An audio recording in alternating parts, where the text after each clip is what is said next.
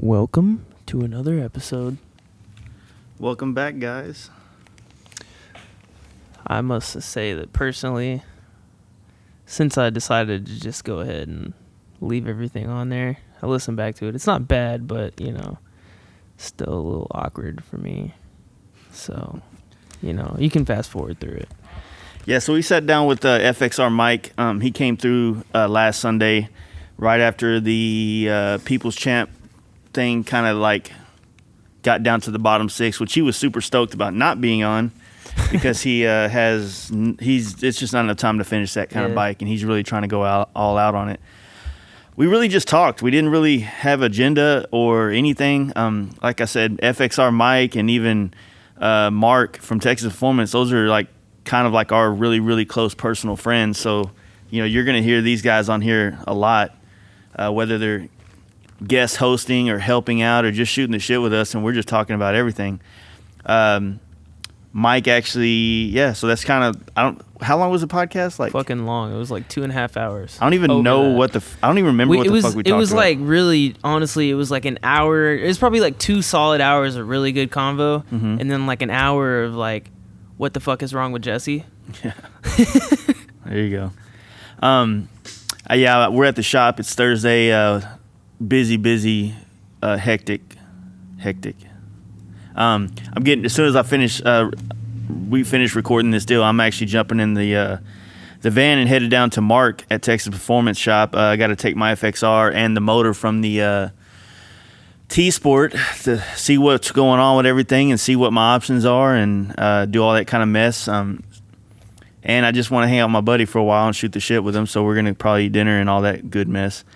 But yeah, so might as well go ahead and check out Mark at Texas Performance MC, texasperformancemc.com. As you hear on every podcast, he has all the good shit going on. Jesse getting a couple parts for his bike from him. He's got a lot of stuff in stock, so you just got to check him out. Also, this weekend, if you're planning on going to the Texas Hill Show, there's a group of us leaving Saturday morning at 8 a.m. That's about as much of the details as I have. As far as location, we're in Red Oak, Texas. If you're from this area, then you know where it's at. Or I assume if you ride a motorcycle, you know how to use Google. Yeah. So we're going to be leaving at 8 a.m. We're going to ride down 35, take a cross cut over to Mark's shop at Texas Performance. And I think Mark is going to put it out there, so whoever in Austin wants to roll out towards the hill country with us, it's going to be a fun day of riding, and then we're going to wrap it up by camping at Albert's Ice House. So if you want to get some riding in for this Texas Hill Show, this is the way to do it. If you're in Austin area, San Antonio, Houston, meet us at Mark's shop at Texas Performance in Cedar Park. I think we're trying to leave his shop at 12 p.m. So we're going to leave Dallas around 8. Plenty of time to get down there. Once we get there, shoot the shit a little bit, and then we're going to be heading out for a epic day of motorcycle riding and rad shit. So I really wish my bike would have already shipped in. Yeah. So like I said, if you want to roll with us, if you want, just reach out to me on Instagram or Facebook, wherever you talk to me at. I just want everybody to go have a good time and experience this trip. So the more the merrier, as far as I'm concerned. Also, we finally got our info in, but we got a new sponsor that's going to probably be on with us for a while. I don't know if you guys have ever heard of Horsepower Inc. They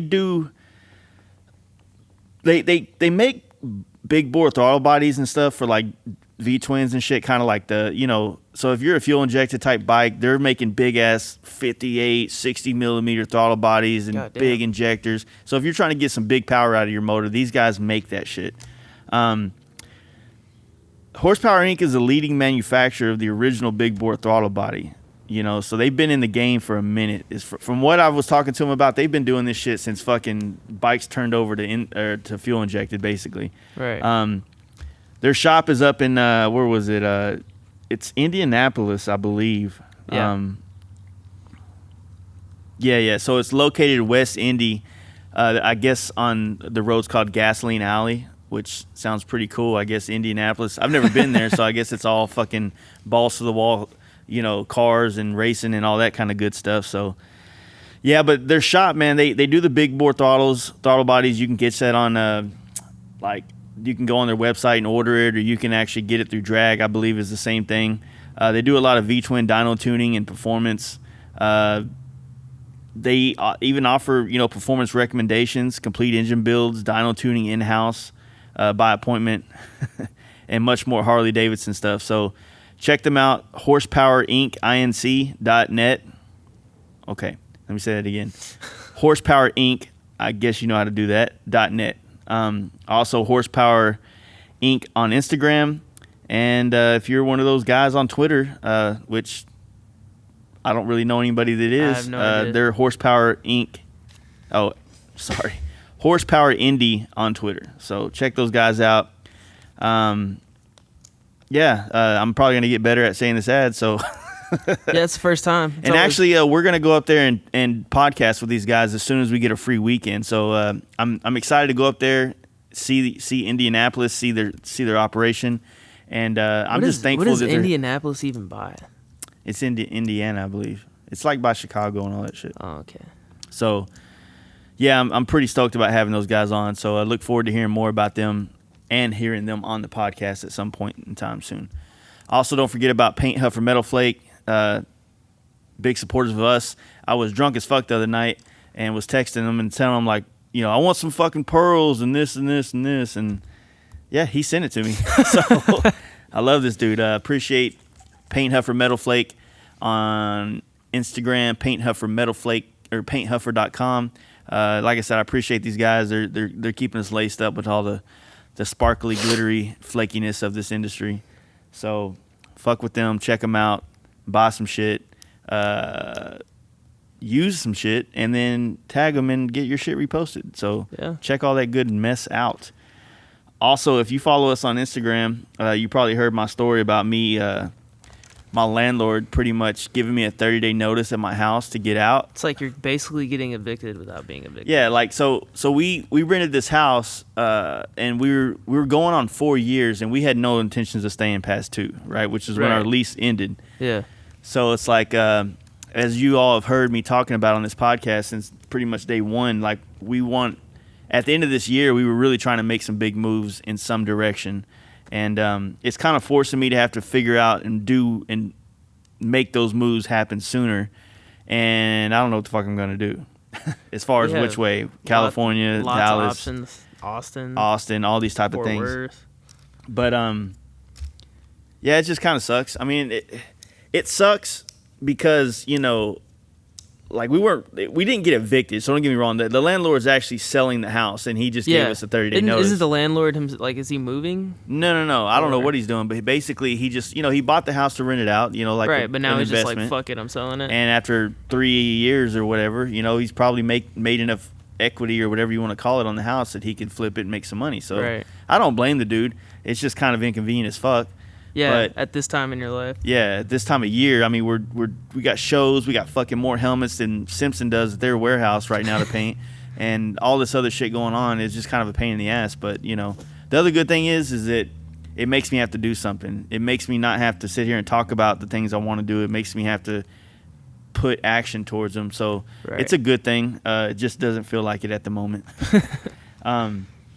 But yeah, I hope a lot of you guys come out to the Texas Hill Show this weekend, man. Like I said, these dudes are doing a lot of work to give you something to do. So, support people that are doing shit like that. It's important. It's important for you to do that because they're doing it for you. And if you're not there, then there's no reason to do it. And you see where I'm going with this, right? Same thing with our podcast, but you guys are supporting us, so I'm pretty fucking stoked about that. So I don't have a bitch. I can't bitch about it. You don't have a bitch? No, I don't. I'm actually not one bitch. I'm super happy. I'm happy you guys are continuing to support us, man. And like I said, I can see the numbers. I can see the listeners. And every time we release a podcast, it seems like every month our growth is been great. And it's, and I thank you guys for listening to our shit. So especially this one. Yeah. We're about to gear up to be driving out to California, which we're going to be talking to John Jessup. Forgot who. Oh, we're going to be talking to Paint Huffer Metal Flake. I got a few things I'm trying to work out in the LA area to get on the podcast. I want it to be somebody epic because I'm not driving all the way out there to talk to some basic people. I'm just fucking with you guys. No, I got a few people that I'm trying to logistically get it set up so that we can do it, because this trip is also me and my wife's anniversary and her birthday, and I'm dropping off and picking up bikes. Yeah. And we're doing, so it's a million things. So you're taking a work vacation. Yeah, exactly. Kind of. So a lot of shit, a lot of things to do. And I guess I'll, get into. Hey guys, you ready to let the dogs out? Fast Life Podcast. So, you're now listening to the Fast Life Podcast. Fxr Mike is here. He's sitting on a drag book on top of a chair because he's too short to reach the table. Making me seem short. I'm not sure your chair is short. Yeah, it's a chair. I'm very regular sized. Yeah, he's regular. He's a regular guy. People who don't know me are like, damn, I didn't know that guy was short. So what's up, man? You've been having how long ago we talked? What, a month? About and a half month. ago? Yeah, a month and a half-ish. Something like that. A lot of shit's happened since then, man. Yeah, dude. Yeah, just staying busy. How many? So, on your build, your People's Champ build, how many people didn't come through? Just throw you on the spot like that. Oh, I'm just okay. fucking with you. How many people came through or didn't come through? Cause I don't really know. Came through would be easier. Garlic Yeah. came through and Moose came through. Yeah? That's about where that ends. That's about where that ends. So I don't know. It was a weird deal because once you got it, man, I was super excited. My team got it. I guess you're on. Or I consider you on our team or whatever. But and then it's just like seeing all the stuff. Like first off, the guy that was originally supposed to do the girder front end, he failed to. Almost unprofessionally, could have told you a lot sooner. You know what I mean? Yeah. What else? Some of the closer friends could have came through a little bit more. I guess the wheel thing is, kind of an unsolved problem that's still going on. It's like, but you got a lot of shit done. You got you got enough done that people hated you, right? Oh yeah. So. Yeah. I'd say I if there's an award for that, I think I got it this year. The most polarizing or just the most hated bike on the internet this year. I thought it was pretty dope. I think I won that. Hey, I still like it, so I don't care. Seems like plenty of other people like it. There's just a lot of people hate it. Right. Yeah. It's so funny how people get so wrapped up in something that's not theirs. I don't know. I thought it was weird, super right? weird because when I started it, I knew people were gonna hate it. I said it before it started. I was like, man, gonna piss a lot of people off. Hell, that's one of the reasons why I found an RT, shovelhead RT, the 1 year only bike to do it with, was just because I was like, it's gonna piss people off. Let's piss people off a little more. Mm-hmm. And then it turns out it doesn't really piss off any of the FXR guys. Yeah. Like they're not even pissed off about the chopper guys. I thought I was gonna piss off the FXR dudes and the chopper dudes would be more welcoming. Yeah. But now it went the other way. That's weird. Well, it's funny because you had talked about it a lot, but when we hung out before, it's like the chopper guys get so nichey in what's popular at the time that if you're not on that wavelength of like Jenny shovels or whatever the case may be, then you're just not. You're not in the cool kids group or whatever the case. Yeah, may be. they're very nichey like that. You gotta, it's very specific what you're allowed to do, which is kind of funny because it's choppers and it's supposed to be like guys who just want to do their own thing and chop up bikes, or at least that's how I feel like it probably started. Was guys like, fuck it, I don't like this stock bike. I want to do what I want to do to it. Now it's just like, it has to do this and it has to have this kind of front end, or it's got to be long, or it's got to have these skinny flame paint job on it, or it's not cool. Or so it's almost like the chopper scene has went square. I don't know. I mean, I'm sure it's been this way a long time, but it's a lot. I don't know, man. They're more anal about following the rules than the FXR community is, which is not what I kind of expect. Like I've been around the chopper scene since before I was in FXRs, but I was just never in it. And I guess just didn't realize as much how that's just, I guess, how it goes in that world. Like, they don't want to accept anything that's a little different. And I thought there's not me being upset that I didn't. Like, this ain't me, like, complaining because I didn't get in, because I'm stoked. I didn't think I was going to make it past the first round of that thing with the bike I was building. So I was just stoked to make it past the first round. And the fact there's a lot of people telling me they thought I was going to make it to the top 6, that never even crossed my mind. I didn't think I had any chance of that. So I'm not upset at all.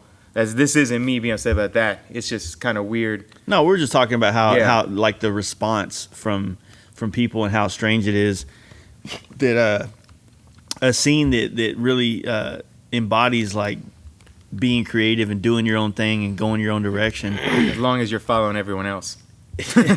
and it's funny to me because like I'm not a huge trike fan, you know what I mean? But I don't like, this is the only time I've ever vocally said that, because honestly my opinion doesn't fucking matter. I'm not a trike builder. Yeah. I don't fuck with trike, so like why would I have an opinion about it? Right. Other than just to prove that I didn't have an opinion about it on here. Yeah. No, I don't know. It's weird, but it was, I guess what I thought was cool about the whole deal is just watching you build the bike, watching you challenge yourself more than anything, and how, because you never built a front end before, I don't really know how much other things you've done that you did on this bike.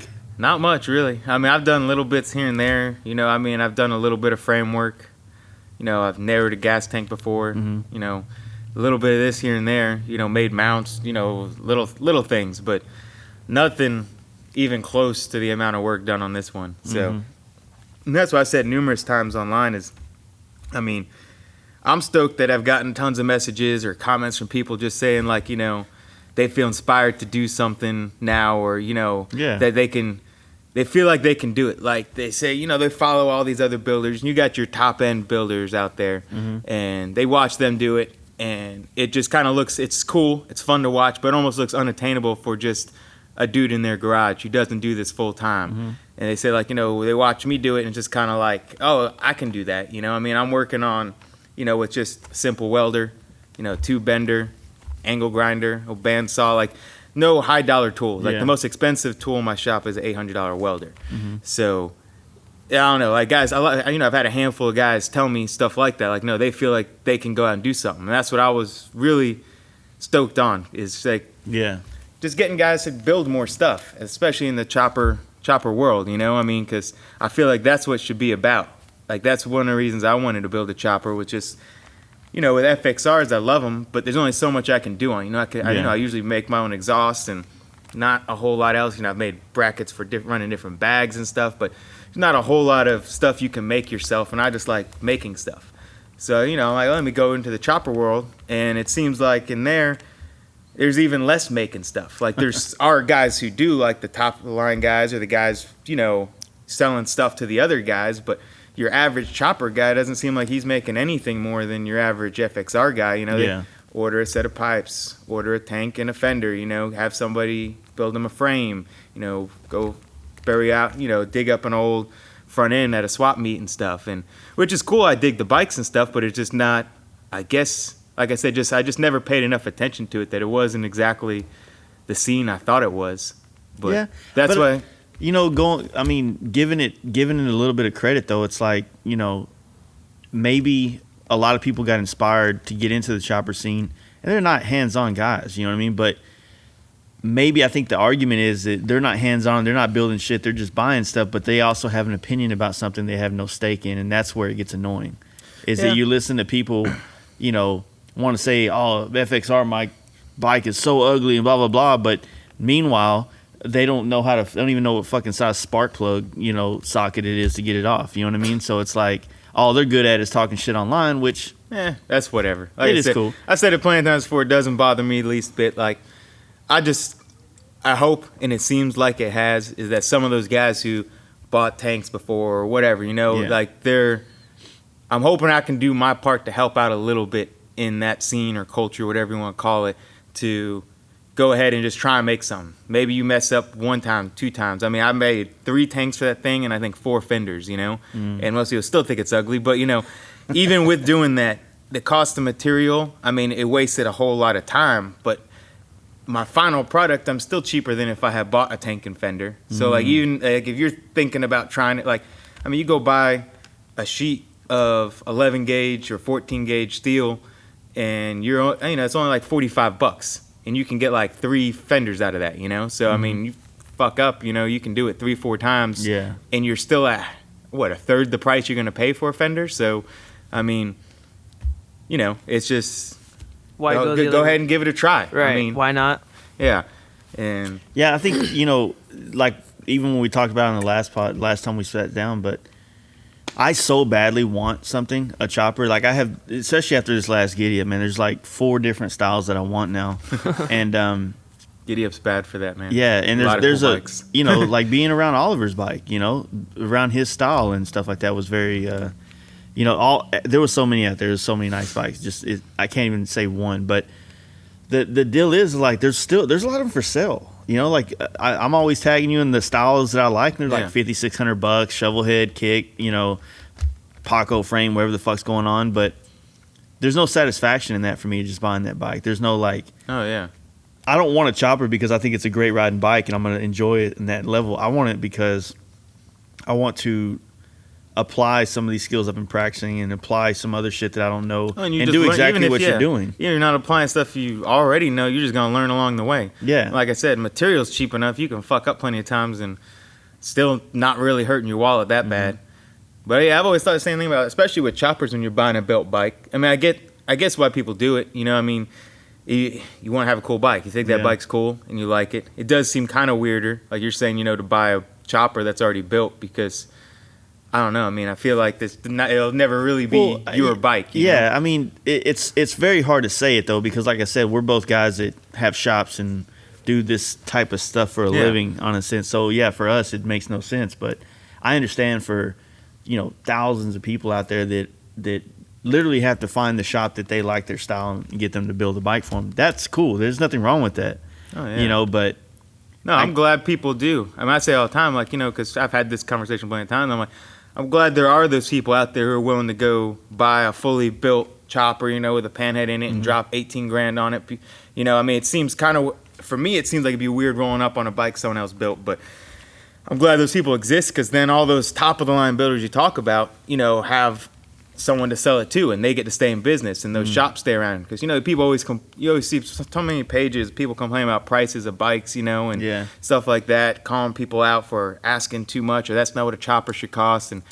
But the bottom line, a lot of work goes into it and I'm glad it seems like somebody's willing to pay those higher prices because those bikes do sell and that's just good for everyone. I mean, the way I see it, unless you're cheap and you want to get a nice bike but they're cheap if you want a bike that you got to build yourself. But if you want a fully built show bike, you should be willing to pay for it. It seems like people are. And I mean, there's tiers to that too. So somebody that's built a name and a reputation for themselves, or it might have a higher price tag to buy a bike from them than say Joe Blow in his garage. Yeah, but that's we all start. We all start somewhere. So if same thing with paint work and fab work and all that stuff. But, so it's, what the bigger thing is we should talk about is the skyrocketing prices of FXRs right now. Yeah, online. what the fuck? That is crazy.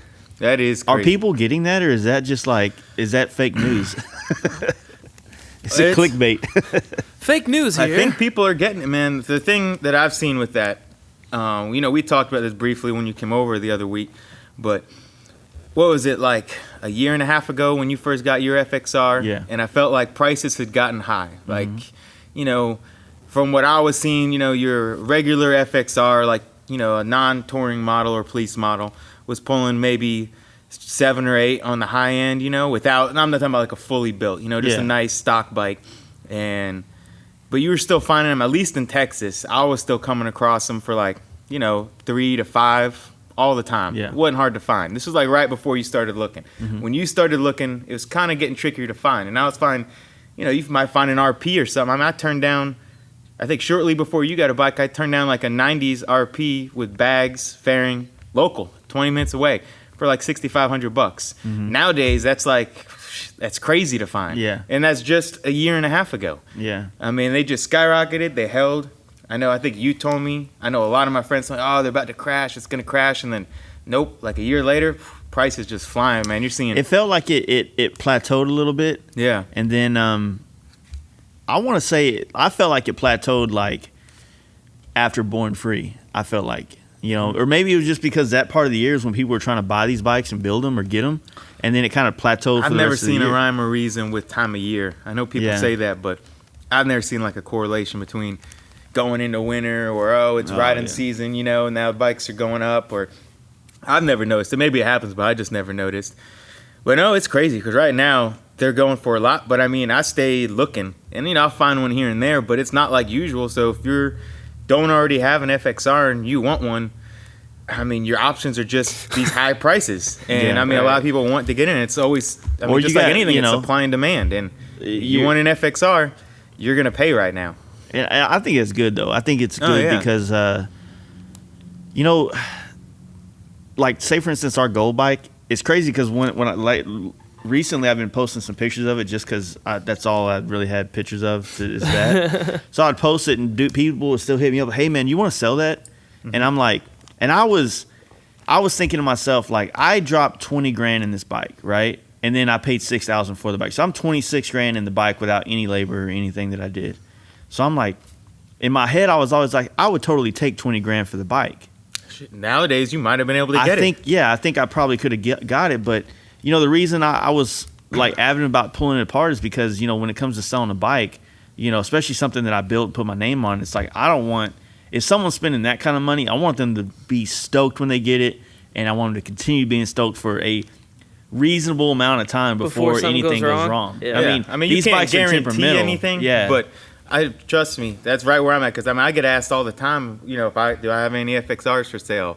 Will I sell the white and orange one? Will I sell my RP? And I'm like, they're just not fully done. You know, I've been so busy with that other one. I mean, hell, I talked about in the last podcast we did. You know, I thought they'd be done, but the other bike, the chopper, just took up too much time. But it's the same thing. I just, like, do they both run right now? Yeah, I can fire them both up. You can ride them both. But, you know, I'm not trying to sell something that's not 100% to where you get it. Like, pretty much any bike I've sold, I've always said, you know, you fly in and you can ride it home, you know, and that's how I like a bike to be, where I feel fully confident. Like, you can be up in Washington State, come fly in and ride this bike back. Yeah. It's good. Because, I mean, like you're saying, I feel shitty. You know, someone bought a bike and, you know, 50 miles later, they're having an issue with it. I mean, like I said, some things you just can't predict what's going to happen, you know, but I'd like to know confidently, like, I would go ride this bike to the coast and it's going to be good.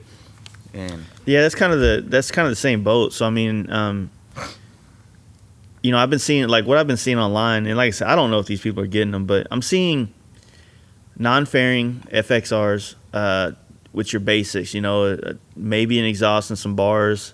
Like I said, no fairing though. Mm-hmm. Just some performance upgrades, maybe a chain drive, you know, just suspension, stuff like that. I'm seeing them go for like $9,500 to $12,500. Yeah.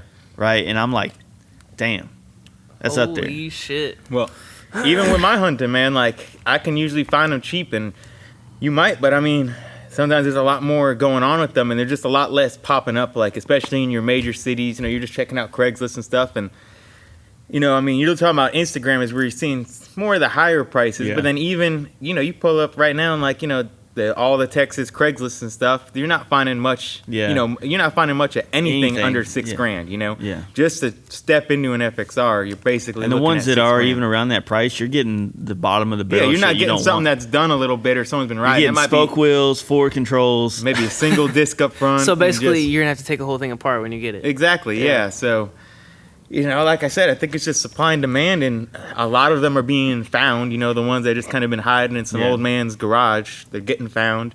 Less of them are just popping up. Less people are selling them that don't know what they are. More people who do, you know, I want to sell my FXR. You just Google now, like, how much should you sell your FXR for? You look on eBay, you see the prices, and you're like, isn't it suck how, because you had to deal with this on your RP, doesn't it suck how, like, when it comes to buying and selling these things, you're going off eBay prices or eBay things. Mm-hmm. But when it comes to, like, insurance companies taking care of you on shit, they're going off Kelley Blue Book, which these bikes are definitely way behind. It's like, well, how fucking often do these things get, you know, with times fluctuating, like we said, how they went up and dropped down and went up, and now they seem like they're fucking skyrocketing. Wouldn't you assume that, like, the Kelley Blue Book or whatever the thing is telling the world how much things are worth has, like, a more interactive updates. Yeah, would keep the system more updated than what it is. Like Wall Street or some shit. Like, oh, we're up $10. Maybe sell. I think they do it like quarterly type deal where they do it every. Well, I think part of the problem with that is they go off of, like, when I had a problem with my insurance and I was trying to, I just barely laid the bike down, 94 RP, no damage on it, just paint damage. That was it. I mean, just a little bit of scuffing on the paint. They're trying to total it out. And I'm like, they're telling me it's only worth like 45 or $5,000 or something like that. And I'm like, no way, And I had additional coverage and everything, but they said they're going off of the VIN, which is just for the RPs, and they're basing off of recent RPs that have sold. So you got to find how many 94 RPs have been sold, and that doesn't count through Instagram or anything. That's just ones that they know of through like dealerships and stuff like that. So they're not getting a whole lot of information to base this off of. Yeah. And that's where the problem's coming from. I don't know, there's just not many. There was only, a few hundred of them made that year. How many got sold within the past 6 months on record that they can look up? So they have no clue what it's worth. I'm telling them, no, this bike is worth way more than that, but they're like, prove it.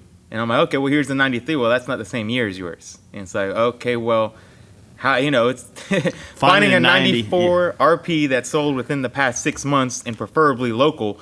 It's not a very easy thing to do to prove how much your bike's worth. Well, it's like, how the fuck do they figure out what a fucking, like, say, for instance, a 95 Impala is a very value-holding car, right? Right. Like, I'm pretty sure that just became a car that people like to buy. It's not like it was made as, you know what I mean? Just like a Grand National or anything else. Yeah. Nothing else in the 80s is worth any money, but you go look up a Grand National, you're paying $20,000 for a Buick. Yeah. You know what I mean? I know.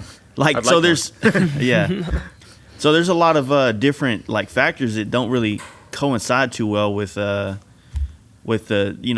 vintage bikes or just older antique bikes. You know what I'm saying? You just got to make sure you get your, what I learned is you got to make sure you get your bike appraised for what it is and make sure you're paying for exactly what it is. Make sure that's all completely clear with your insurance company, because it's not a fun thing to go through. You see about it all the time on, Facebook or some people talking about it, and until you go through it, you don't realize how important that is. Yeah, so, that's actually really good. Which I have to still do. I haven't even done with mine. I tried to, my insurance. I'm with Allstate, but it hasn't gone too smooth. I'm still not sure we're on agreement on how much my bikes are worth, but yeah, it's a strange deal, because I had all the extra coverage on mine, but I just told them what I had, and at first I'm like paying $9 a month for liability and shit, and then it goes and I put full coverage and added another $10,000 on it, and it's like paying $60 a month for full coverage. Yeah, that's where I fucked up. I had $10,000 additional too, and they didn't cover it because they said the damage was worth enough to total it out because it broke like $2,000, so they're totaling it out, and they said if it's totaled out, the additional coverage doesn't matter. I'm like, so why do I got $10,000 of additional coverage on if I can't even get to $10,000 worth of damage and you guys will cover it? So I mean, you got to really be clear with your insurance and all that. Because it's like, why would I add $10,000 in extra coverage just because I think my hand grips are worth that much or something? Like, fuck. The legit.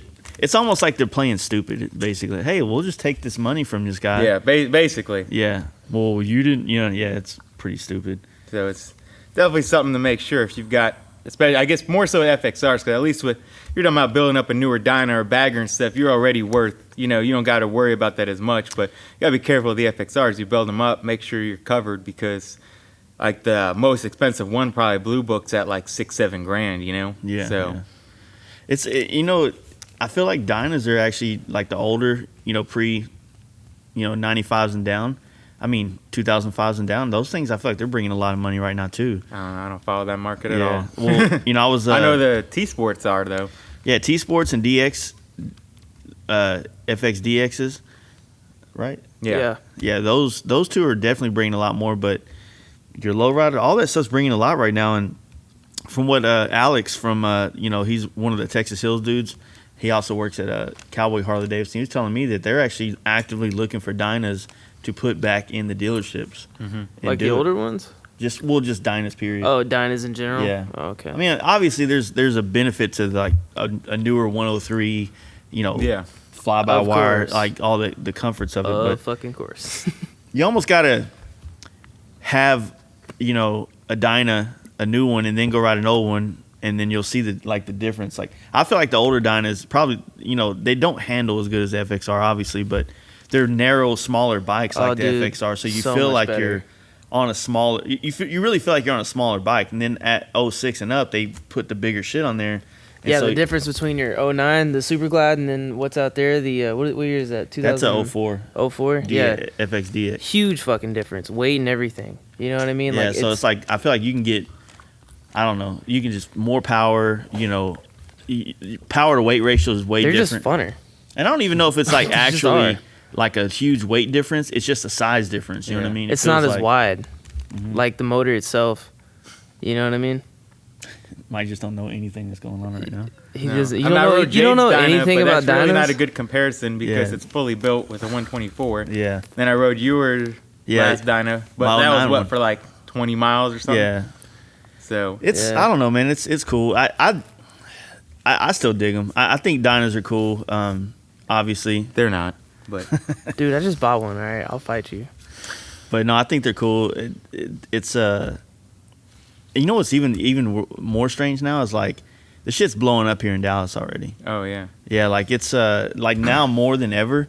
I'll be going down the street or down the Wouldn't- highway wouldn't just you- driving, and I'll see a dude with a quarter fairing or a T-Sport fairing, which automatically screams like they're into the club style performance built type Right. shit. And wouldn't you assume that would happen due to the rising prices as well? Like the prices are rising because people are starting to get into them. Yeah. And It's it's realizing weird how what it fast is. it happened. At least out here, because Yeah, I mean, I think think- Jace was like he jumped on at the beginning of the wave, and then right after you jumped on, it just started going up and up. I mean, I I think don't. Jay started it. Probably. No. I think that With just 24K followers. no, it's 23K. Get it right. No, the I will say that we all actively tried. You know, you helped out a lot. We all, Mark down at Texas Performance, we've all been trying to really cultivate and build and make something a little bit more closer for us all to get on bikes and stuff. But I think the thing that's really sparked the interest in a lot of these people is just the shit they're seeing on Instagram. When you Yeah. type in Harley nowadays, you're not seeing Baggers. as near as much bagger stuff and like your Instagram, which is probably the biggest social media for people right now, is flooded with Dyna shit and chopper shit. Those are the two things that are like killing it with like exposure and getting reach from a lot of people. And you know, I feel like these kids are seeing it and they're jumping on board now. And then you know they walk outside and they don't see anybody else do it, so then they think they're the only ones.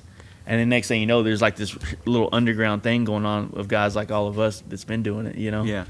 But it's definitely, well, what I've been trying to do with it, I've been trying to show them like, hey, dude, I know you're new to this, but you know, this is kind of how we roll. This is the kind of shit we like to do. Basically, because I don't want them to come, you know, I don't want them to come in and bring a whole bunch of douchiness to our scene. Yeah. You know, if anybody's going to do that, it's going to be me, right? I don't know. No, it's just one of those deals, The man. hell up. You know, you just want to see the scene flourish or grow, or you know, a lot of these kids are jumping on dynas, and then, you know, a couple months later, like, man, I've been hearing about this FXR thing. What's it all about? And it just naturally they become more, they gravitate more towards an FXR than, you know, say a new bagger or something like that, Yeah. which is, I think, is good for the industry. Once Absolutely, 100%. again, you know, dude, like how I don't know how many, you know, I'm not even trying to boast it right now or anything, but like someone did a post recently on like Dynaholics or one of those pages, and it was like, put your top like 3 or 4 or 5 FXRs or whatever in the country, and a lot of people put my FXR up there, which I was really proud, you know, humbled by. I was like, damn, that's fucking cool. People actually notice it and stuff like that. But I've never once, not once in a year and a half, has anybody ever hit me up and go, hey man, I love that gold FXR you did. Would you be interested in building me one of those? Mm-hmm. You know what I mean? Like nobody. That's the one thing, and I know that like San Diego Customs stays building FXRs for people. I'm pretty sure John, you know, at Dream Rides does quite a few things, and then you know the way Joe does it, he does it his way, where he buys them, does them the way he wants, and then flips them. But you know, I haven't really seen a lot of people that are like, hey man, you know, I got money, I want to really turn this FXR into something amazing. Yeah. You know, and or Well, I maybe mean, they just don't come to me. You got I don't know how people. You many got people like Mike who fuck with FXRs. he is an FXR dude, and he wants to fuck with his own shit. So most of them probably just want to fuck with their own shit. Yeah, that's what I'm saying. I don't know how many people are wanting to farm out the whole build. I mean, I'm sure there are some. Yeah. But then, I guess if you're one of those people, you're probably looking at guys like San Diego Customs or Big Owls or something like, one of the top names, who put out bike after bike after bike. If that's what you're looking for. I think most guys probably want to do a lot of it themselves, or even if they don't do it themselves, they want to go maybe to like their local shop or somewhere. They want to order all the parts, find out what they want, and then maybe they have the shop put them on and stuff. But then they kind of feel more involved in the build, where it's like, okay, I got $500, and they start looking, what can I get? Okay, I'm gonna get some shocks, or I'm gonna get, a little fairing and some T-bars and stuff. And then maybe they try it themselves, or they take it to their local shop.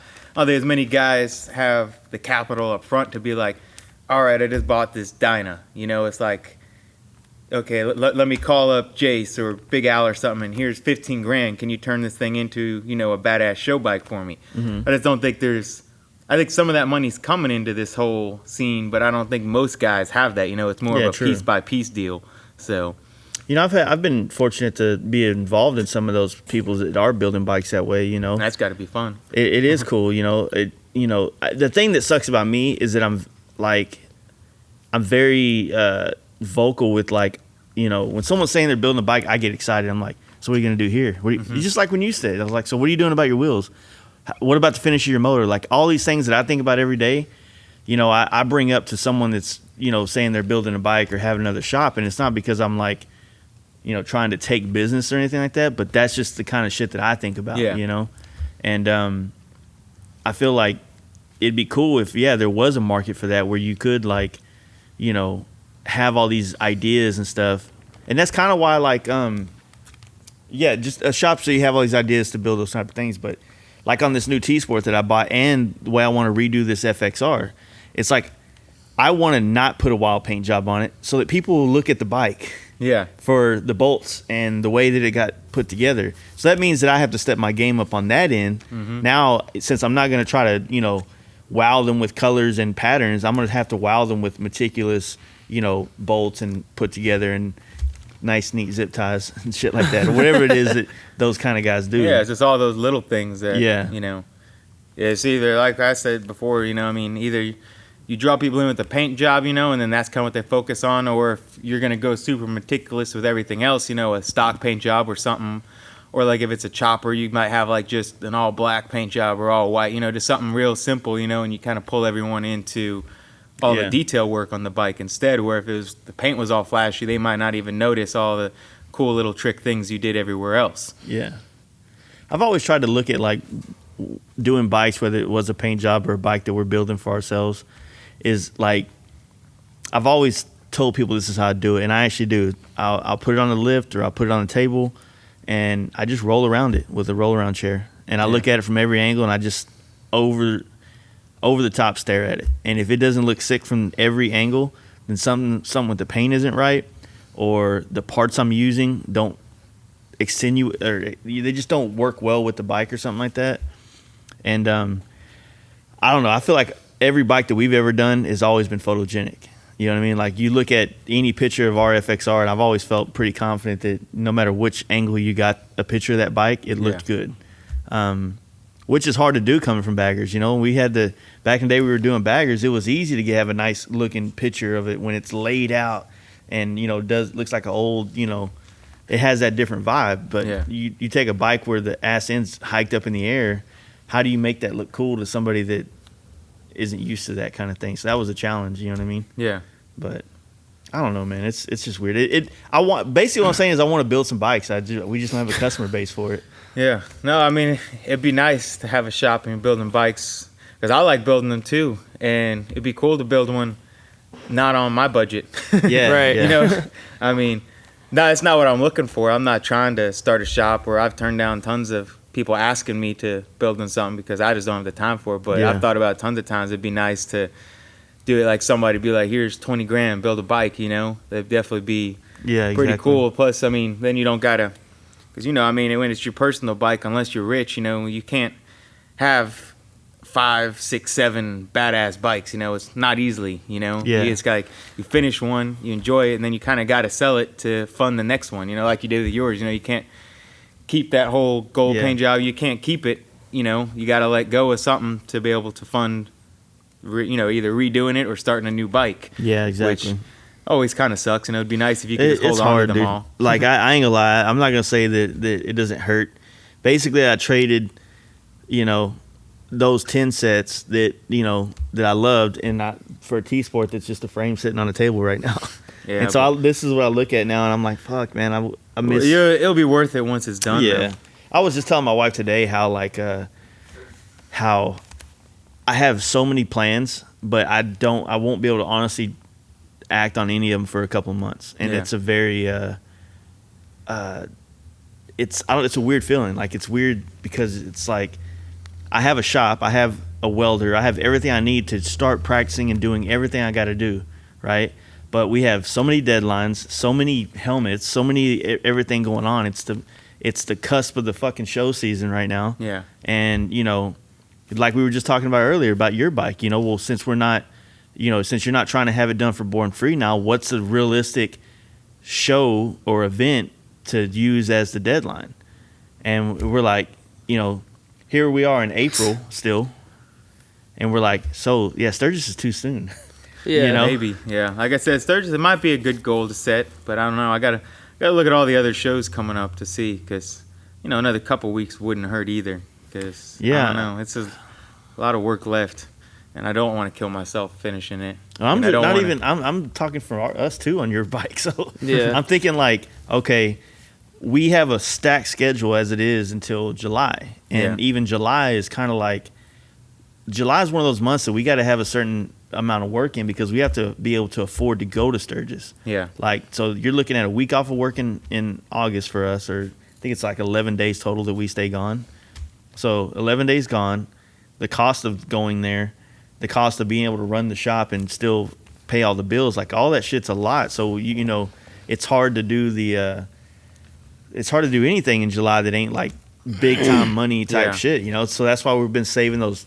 We got 2 baggers we're doing for some cats in NorCal, and that's why we're trying to basically line those up to have them done in July, so those payouts will fund August for us, basically. Makes sense.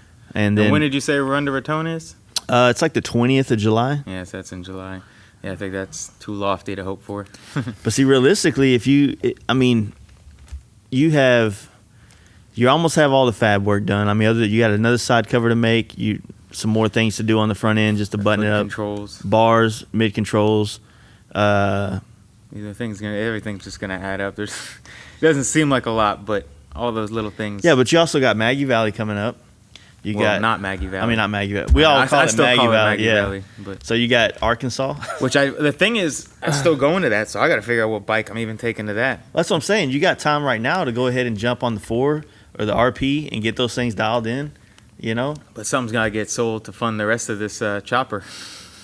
Well, I mean, finish one, take it to Maggie Valley. Yeah. That way you get some kind of enjoyment out of the bike. Yeah. And then sell it. For sale is, when I get back, it'll ship. Right. Yeah. You'll know it's fucking like good, and whatever kind of things you need to work out, you'll figure it out on that trip. It's not like going to Maggie Valley. It's only, we're only talking like 6 hours or something. Yeah, 7? like 450 miles, I think is tops. Yeah. So I don't know. I play all that by ear. That seems to work for me usually. Just play it all by ear. Figure it out as it comes. Yeah. So, oh man. So yeah, Adam and Garley and all them stepped up pretty good for you on that front end. Like, how was it working with Moose and all them up there? I know Moose great. just did a podcast with Dan, I think, finally. Yeah, I was wondering why he hadn't been on a podcast yet. Yeah, Dan was trying to get him on earlier this year when Dan came here and podcasted us last time. So it was like crazy. I guess he's that busy right now. Yeah. He definitely stays busy, which is cool because I hadn't even met Moose beforehand. And for anyone else like me that I guess has been living under a rock, Moose is Moose Mitts on Instagram, from formerly of Misfits. Yeah. And I guess he's a pretty big deal. I'm just, like I said, I don't really get outside of my FXR bubble, so I didn't know who he was. But no, he stepped up huge. Him and Garley both. I didn't even know Moose, and he called me up, offered to help out. So that was huge help, and Garley as well. I didn't know Garley all too well. We had met, but same thing. You know, I just mentioned needing some help with some machining because it's not really something I know a whole lot about, and stayed late like 3 days in a row, you know, on weekdays and everything. I know he's got family and everything. Stayed late in his shop, helped me knock everything out. Super cool. Both and super cool, nice guys. I mean, it's like I say, the culture behind the bikes is really what, I don't know, for me is the biggest thing, which is one of the reasons why I've said plenty of times why I like FXRs the best, is just the culture behind it. Everyone's so willing to help, and just a lot of good guys and everything. And then, I mean, those guys aren't even FXR guys, I mean, specifically or anything, and they're not in my scene, you know, they're not involved in, you know, really heavy into the whole chopper scene as far as the Born Free kind of choppers and stuff. So it's not like, I felt like they didn't really have much to gain. It's not like, oh man, my bike's all over and this and that, you know. It's like, let me get something in there, you know, so I can help get my name out. I didn't feel like they were looking to get anything out of the whole deal, just guys willing to help out, and that's what I feel like. I think they get their kicks off building stuff, you know what I mean? I think that, like, especially Garley himself, I mean, me and him have been talking for the last couple of years, and he's been just, you know, really wanting to get a bike built for himself. He's got plenty of projects of his own. Yeah. He's got a sweet shovel. He's got his dad's old FXR he's been trying to work on. But, you know, between all, you know, like you just said, you know, the family stuff going on and all that, but I really think that they get a great satisfaction, you know, of doing like the machining that they do, or the build, or just the basic stuff. Well, that's what I mean. I mean, they both got so much on their plate, which is why it was such a big deal for them to take out time and help me out, you know? I mean, I know they both got a lot they're trying to get done. Like Moose was working on his Dynot, trying to get that all buttoned up for the show he just went to, and taking a night out to help me out. Like, I know, you know, I'm working on a bike right now too on a deadline. I know how big just one night can be, you know, taking off of the project you're trying to get done. So, but, you know, I mean, that's why, like I say, you know, I was trying to, you know, I answered tons of questions and stuff during this. People have asked me because, like I said, I feel like that's what it is. It's just the culture, you know. I mean, you see it a lot in the chopper culture.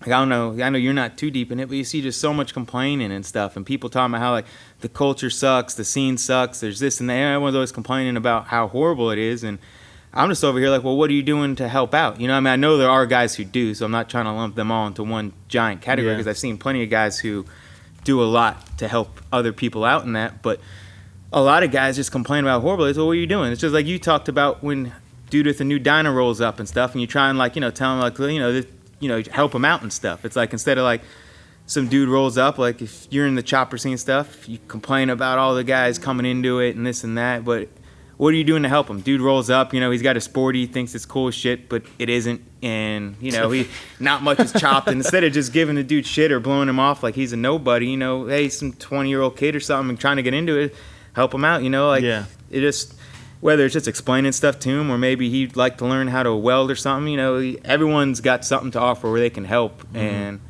I feel like that's what makes the culture. If you're complaining about your culture, the only people who make the culture are the people in it. So if your culture sucks, that falls right on you. It's just like Zombie Mike said, you know, like this is in our hands, you know. I mean, if the chopper scene is dead or whatever, you complain all the time, because I see it so much, like, complaining about the scene in the chopper world. It's like, well, if it has died and it's dead now, that's on you. That's right. You dropped the ball on that, because that's the only people who make it. Nobody else does. It's hard to, like, even consider the fact that one scene, like, what are they doing? Just staying at home all day? Like, did they not go to Giddy Up and want to build 4 choppers after? No, they'll build it, but they'll complain about just people infiltrating their scene or this or that. Like, it's supposed to be something exclusive, and, like, it's just like, you know, I shared that post about Harley, you know, getting interns and all this and that, you know, and giving them bikes, and it's weird because I've seen it shared numerous times on Instagram and Facebook, and like a lot of my people, like the FXR people, they're all pumped, like, oh, that's cool, you know. It's like, you know, it just seems like a cool thing. Like, I mean, fuck, who wouldn't want to be a 20-year-old kid? Yeah, there's other people they could grab. You can make these things, but, you know, it's like, it's still cool. It'd be cool to be a 20-something-year-old kid in college and stuff, and Harley is just like, hey, you know, here's a bike, go have some fun and tell us all about it. And that's the way I saw it. But then you see the chopper guys, and they're all bitching, oh man, Harley's trying to infiltrate our scene, and, you know, the scene's dead, look what they're trying to do, you know, next thing you know, blah blah blah, Harley this. And but I mean, how is your scene and culture that bad that you're so worried about that ruining your scene? Why can't you just be stoked? Like, look, we know there's gonna be these kids rolling around. They might show up to Born Free. Like, let's show them how awesome this is. You know, like how this is really a great place to be. You know, be a little. I know guys like to be all tough guy biker shit and stuff, but 99% of them ain't. They're just pretending and stuff. You know, just be a nice fucking guy. Help somebody out. You know, show them the ropes. You know, it's. I don't know. That kind of shit starts pissing me off a little bit. What are they protecting? Like, they think they've got something super special, exclusive. It's all grassroots. Fuck the corporate sponsors and this and that. And like, you shouldn't put on a show with corporate sponsors. I see that all the time. It's like, well, they got to get something out of it. Nobody wants to put in the dedication to put on a good show and all the stuff that's involved for nothing. I mean, I don't think most guys are getting rich off of this shit. It's not their full-time job, but you want to get some kind of compensation for all the weekends you probably spent away from your family or building your bike to organize this show. So yeah, you get a little bit of corporate sponsorship. Who cares? You know, that doesn't change the show for me at all. And you know, it can't all, everyone wants it to be grassroots this, but they're not the ones putting together a show. They're not going out there and putting together a free show, spending $2,000 of their own money to rent a campsite and stuff, and then being like, come party, make a mess. You know, it's all cool. You know, it's on me. You know, I want to keep this scene grassroots. No, nobody's doing that. I mean, it's just they want to claim it. Shit, they want to claim it, but they don't want to work for it. I mean, that's straight up what it is. It just comes down there and just enjoying it, man, and having fun. Don't worry so much about what everybody else is doing or people coming in.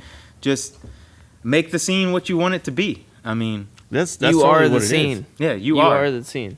So yeah, I mean, like you referenced earlier about what Zombie Mike said about, you know, everything that's winning or failing right now is kind of, even if you don't have a hand in it, you still have a hand in it. You have a hand in it by not having a hand in it. Exactly. So, you know, when it comes down to it, man, it's the same reason why, you know, the simple things that we do, you know, even this podcast, you know, the same one like Danger this Dance. Podcast, the little bike night you're doing, you know, it's all getting, dude. It's opportunity, man. And when you get around people that truly just dig the bikes, you know, the different walks of life that are going to come because of the bikes is what really diversifies scenes and makes it great. Because, you know, when I used to be in my bike club, man, there was guys in there that if we were just people off the street, we would never fucking hang out. We're just not that. You know what I mean? It would take so long for us to get to that point of connectivity between our personalities or something that it would have happened. But because we rode bikes, we were forced to be around each other in so many ways that we actually found the qualities in each other that we liked. You know what I mean? And that's kind of the thing about a bike scene is that, you know, I remember one time I was at Chopper Supply's place. He threw a party and he was being real nice to me because I think I was new to the scene. And Kenny made me want to be in it because he was inviting. Yeah. You know, here I am, this bagger guy coming around. You know, before I met you, before I even I had my dyno, but I still had my bagger. I was still enrolling that around. And Kenny was cool. You know, he was like, man, check, we're having a party. It was right when Southern Throwdown was about to go down. Yeah. It's like, come out, we're having a party this weekend, blah, blah, blah. And he introduced me to everybody, Scott, Randy, where the fuck his name is now. I don't even know. JP Rodman, Dan, all these guys were there, and they were all super cool. You know what I mean? And and then I was standing next to Kenny, and this guy was there, and he was just like this negative motherfucker, just everything. Oh man, all these, you know, what do you think? You know, he was doing exactly what you were saying. Like he felt like, oh, I'm gonna go talk to people that are kind of cultivating this stuff, and bring up negative shit because they're probably the same way. Like, oh man, they probably hate all these people coming into the scene. Yeah. And Kenny was the opposite. He's like, man, we're trying to build the scene. We're trying to grow it. We're trying to, you know, make our shit bigger. Just opportunity for more friends, man. You don't know. I mean, that dude on the bagger could be your next best friend. You know, he could get into that shit. I mean, it doesn't the bike you ride or anything like that doesn't define who you are. Right. And you know, it's just I say it all the time. What do you think about our little question, like our Q&A we did the other day, where remember the question was, what do you? It was about like what kind of bike you buy in the scene or whatever, and I said you're talking about the question that was like, do you get into the scene before you buy the bike, or do you buy the bike and then hang out in that scene after? And I think that I said you buy the bike for the scene that you want to be a part of. Right. That's what you said. Subconsciously. You said that? Yeah. Well, I think a lot of times you end up, I would say most people end up buying a bike. And this is what I've seen from like all of my friends. And it'd be interesting actually to ask more people how they picked their first bike. But most people I know, they bought a bike based off of what their friend had. Like, if I ride an FXR or I got Shovelhead and stuff, I'm kind of involved in both of those things. My friends want to get a bike. They're like, hey, man, I want to get a bike. They come and ask me. Like, most of my friends who get a bike, they ask me, what should I get? So I'm steering them towards that. And I think that's kind of how, and since they're my friend, they're probably already somewhat similar, Mm-hmm. So that's probably how most people first pick, not all joking. So I know we've talked about this before, joking and stuff, but in seriousness, I think that's how most people pick their bike, is just kind of the people they're around. So it's going to be the bike that kind of fits them already in their scene. Yeah. If you're the kind of dude who dresses this way, you probably hang out with friends that dress this way, and they probably ride that bike, and that's kind of how you get involved in a certain one. Right. But I don't know. I mean, that doesn't mean you can't change. You might get into it because your friends are all riding baggers and stuff like that, and so you're all into baggers, but the next thing you know, you run up to Chopper Supply, you talk to Ken, you're like, dude, these guys are all cool as fuck. I mean, nothing against my other friends, but these guys are pretty cool. I'd like to get to know them better. You get to know them, and next thing you know, you're going out and buying a panhead, Yeah, exactly. But I think no, that's exactly it, 100%. It just sucks when you see those people that like have to change their whole identity to be in that scene. You know what I mean? And a guy, like the way they dress, yeah, and the like way the things they're they into. went from being a Converse and Dickies or whatever the case may be, and then next thing you know, they're wearing boots and turquoise rings. You know what I mean? Because they're into fucking choppers now. Yeah. But what I've always said is like totally right, 100%. That's a scenario that absolutely works.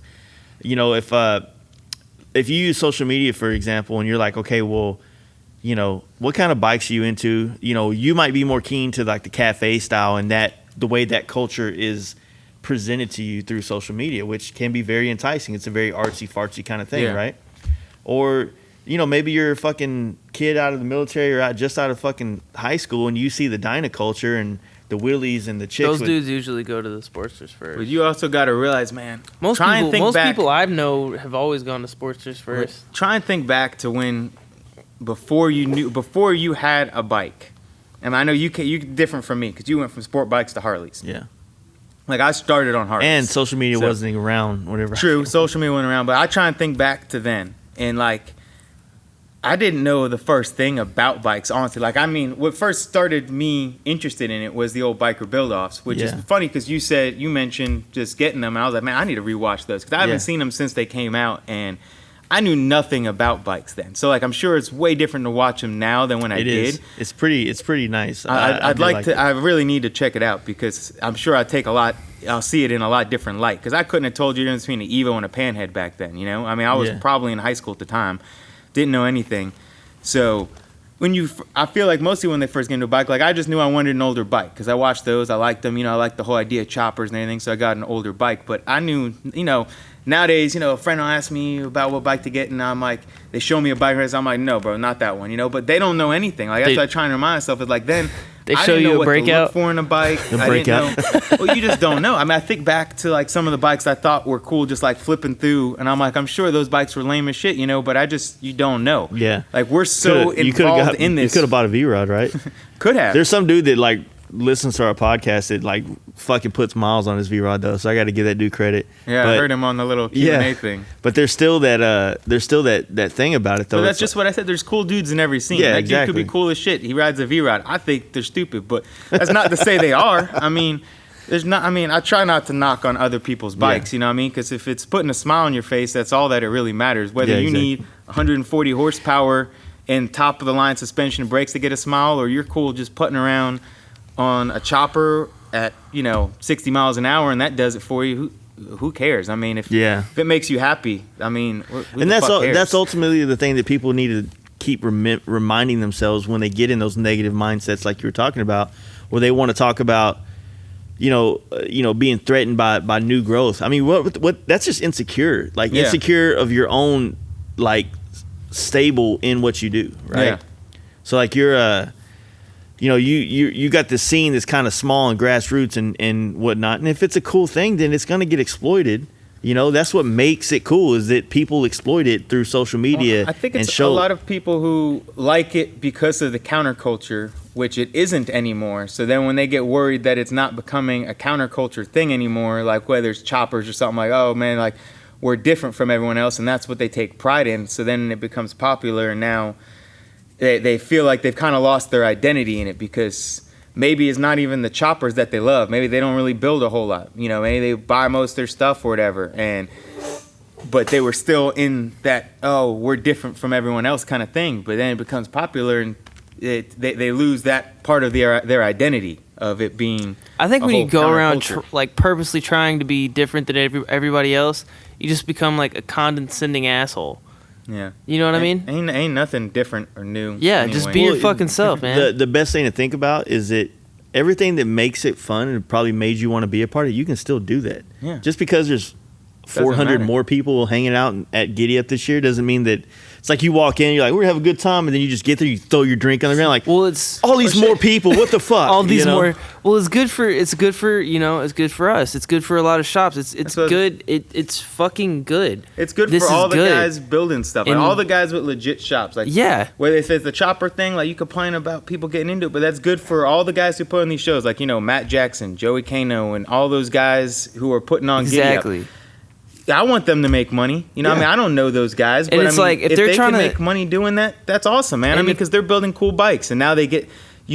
When those guys build a bike, and I don't know what they sell for, like, you know, those show bikes, but maybe they get 15, 20 grand. I don't know. But I'm sure it's not worth the effort they put into it. So if they can make another 10 grand or whatever, I have no idea what these guys are making. But if they're making a 10 grand off of putting on that show, if that show is so badass that if I found out that they all put 50 grand in their pocket, I'd be like, doesn't bother me none. Why should it? That's cool. I'm so glad for you, because that show is so badass. And anybody, even if it's Texas Hills, which I know Dustin and them are not like really trying to make money off this thing, but like you said earlier, it's like there's got to be a goal, and it doesn't bother me that they do. It's like you're putting in this work, you're figuring all this shit out. I'm just rolling down there and having a good time. All the fuck we gotta do is show up. Maybe a $10 entry fee. So that's all we gotta do is show up. So and they're not charging to get in, right? So at Texas Hills, but yeah, the point is that, like, yeah, man, like, what's wrong with like the guy who's doing what you're not doing? Why is it not okay for them to make money? Why is it not okay for them to do a good thing? Just like we were just talking about John Jessup still. I don't know. I think it's good that Cali's starting to do more camping shit, which a lot of people camp in Cali, but it seems like a lot of bike shit is not camping related. Yeah, right. So the thing John Jessup's doing up there in NorCal, I think is fucking rad. And we were just talking about how could we be a part of it. Yeah, fuck it. I mean, I've never gone to a show I didn't ride to, but I've already almost got, unless I'm still hammering out between going to Born Free or that, but if I go to that, it's most likely just flying in. I mean, it's just going to be a lot more convenient for me, and I'd love to meet all the guys out there, so I'm just like, fuck it, I'll fly in and hop on the back of a bike. Maybe someone let me borrow a bike, whatever. If I got to Uber to the campgrounds, that's cool. I mean, I'm all about the riding, but shit, I mean, just practicality's sakes, I want to get out there and see those guys, you know, and I don't know if I have a bike to take at that time or the time to take to go do it, so I don't know. I mean, I'm sure if John Jessup's involved, it's going to be a good thing, because exactly. I've never seen him do anything that wasn't spectacular. But see, that's what I hope to see, is that guys like John and maybe somebody else on the other side of the country, which obviously there is. I mean, I think, what is it? Is it Barnstorm? Puts on a show. Yeah, Barnstorm's doing a big show, and now it's camping. They have camping and all that stuff. So I mean, those kind of things are cool, and that's what we need to see. And the good thing is that, like, I would rather be more events than we can go to than not enough events for us to fill exactly. up. I'd rather be trying to figure out which ones I can make than just like, all right, we got these 3 events we're going to go to this year. I'd rather us, like we were sitting down before, like we're rattling off 10 shows, like which ones are we going to try and make this year? That's much cooler to me. And like you said, the camping, if you've got a show, if anyone's listening to this and got a show, please try and add camping to it, because that goes back to the whole culture thing too. It just adds so much more, because I go to a show, I'm generally not, I mean, I guess some people do, but I'm not going to run up to, if I didn't know Jace, not going to run up to him and be like, hey, man, and just sit down and have a conversation with Jace and learn all about you and stuff. And next thing you know, we're good friends. We're texting each other every day and stuff and saying goodnight. And he threw that in there. That's not going to happen just at a show, because he's at a booth. He's hanging out with his friends. His wife's there and stuff. But you go camping, I just happen to camp next to Jace, or maybe I just, stumble into his campground, sit down. Stalked him. For next thing you know, we're sitting there talking till 4 a.m, and now I've got a new good friend. Exactly. That's the kind of things you get at a campground, and that just boosts the whole culture. Now I know people all over. Yeah, because like we've said before, the campground is a place where you get to, like, it's not business. It's pleasure, if anything. And then you got guys who just stay up. Like, I'll stay up till the sun comes up every night when I'm out camping, and you just get to meet whoever, you know. I mean, Yeah. it just, you might not even be there because as it goes on, less and less people are awake, and you just start those people just start congregating together, and Yeah. next thing you know, Let's go you're find meeting some people. people you never- Apparently, I'll just stay up and start bitching about my life at some point. I stay up because I gotta, father Jesse over here. Yeah, and make yeah, sure yeah. He makes Don't it to hurt bed. myself. But yeah, so back to what we were saying, that is what needs to happen. There needs to be more of that kind of stuff. There needs to be more people stepping up. In Arizona, in fucking Missouri, and Chicago, and all these places where there's cool shit going on. It's like, start looking at it in that way. And if you're an FXR guy or a Dyna guy, and you can make, and you have a location that'd be dope to do something, fucking do it. Yeah. It's free to advertise with social media. I say do it. He says do it, but neither one of us have done it, so maybe it's not that easy. But it's a scary thing, though. It is a scary thing to host events. You know what I mean? Like we were super fortunate the first year we did the New Year's ride for the FXR thing. You just never know who's going to show up. Yeah, you could never have 5 know. guys, you could have 300, and then you're like, Yeah. either way, you're like, what the fuck do we do now? So there is that. But like John Jessup's putting on something there, and here we are in Texas, and we're thinking about going, right? Yeah. There's no that's what's cool about it. It's not a bike show. We're not going to win trophies. We're not going to do this. We're literally going just to hang out. I'm going to just meet people. Yeah. Guys I've got what I consider close friends in Northern California. Mm-hmm. I've never met before. So the same reason. it's a great excuse just to go meet some people and see some cool bikes. Anybody that goes to Texas Hills this weekend and sees our booth, you're gonna laugh. I'm not gonna tell you how I'm setting it up, but it's gonna be a damn shame. I want to know. Can we put pause on this so I can find out? It's just gonna be like, really, like that's. Well, why don't you what just you're say? No, you gotta Say come. it, dude. So, I don't even know. Yeah. Fucking work here.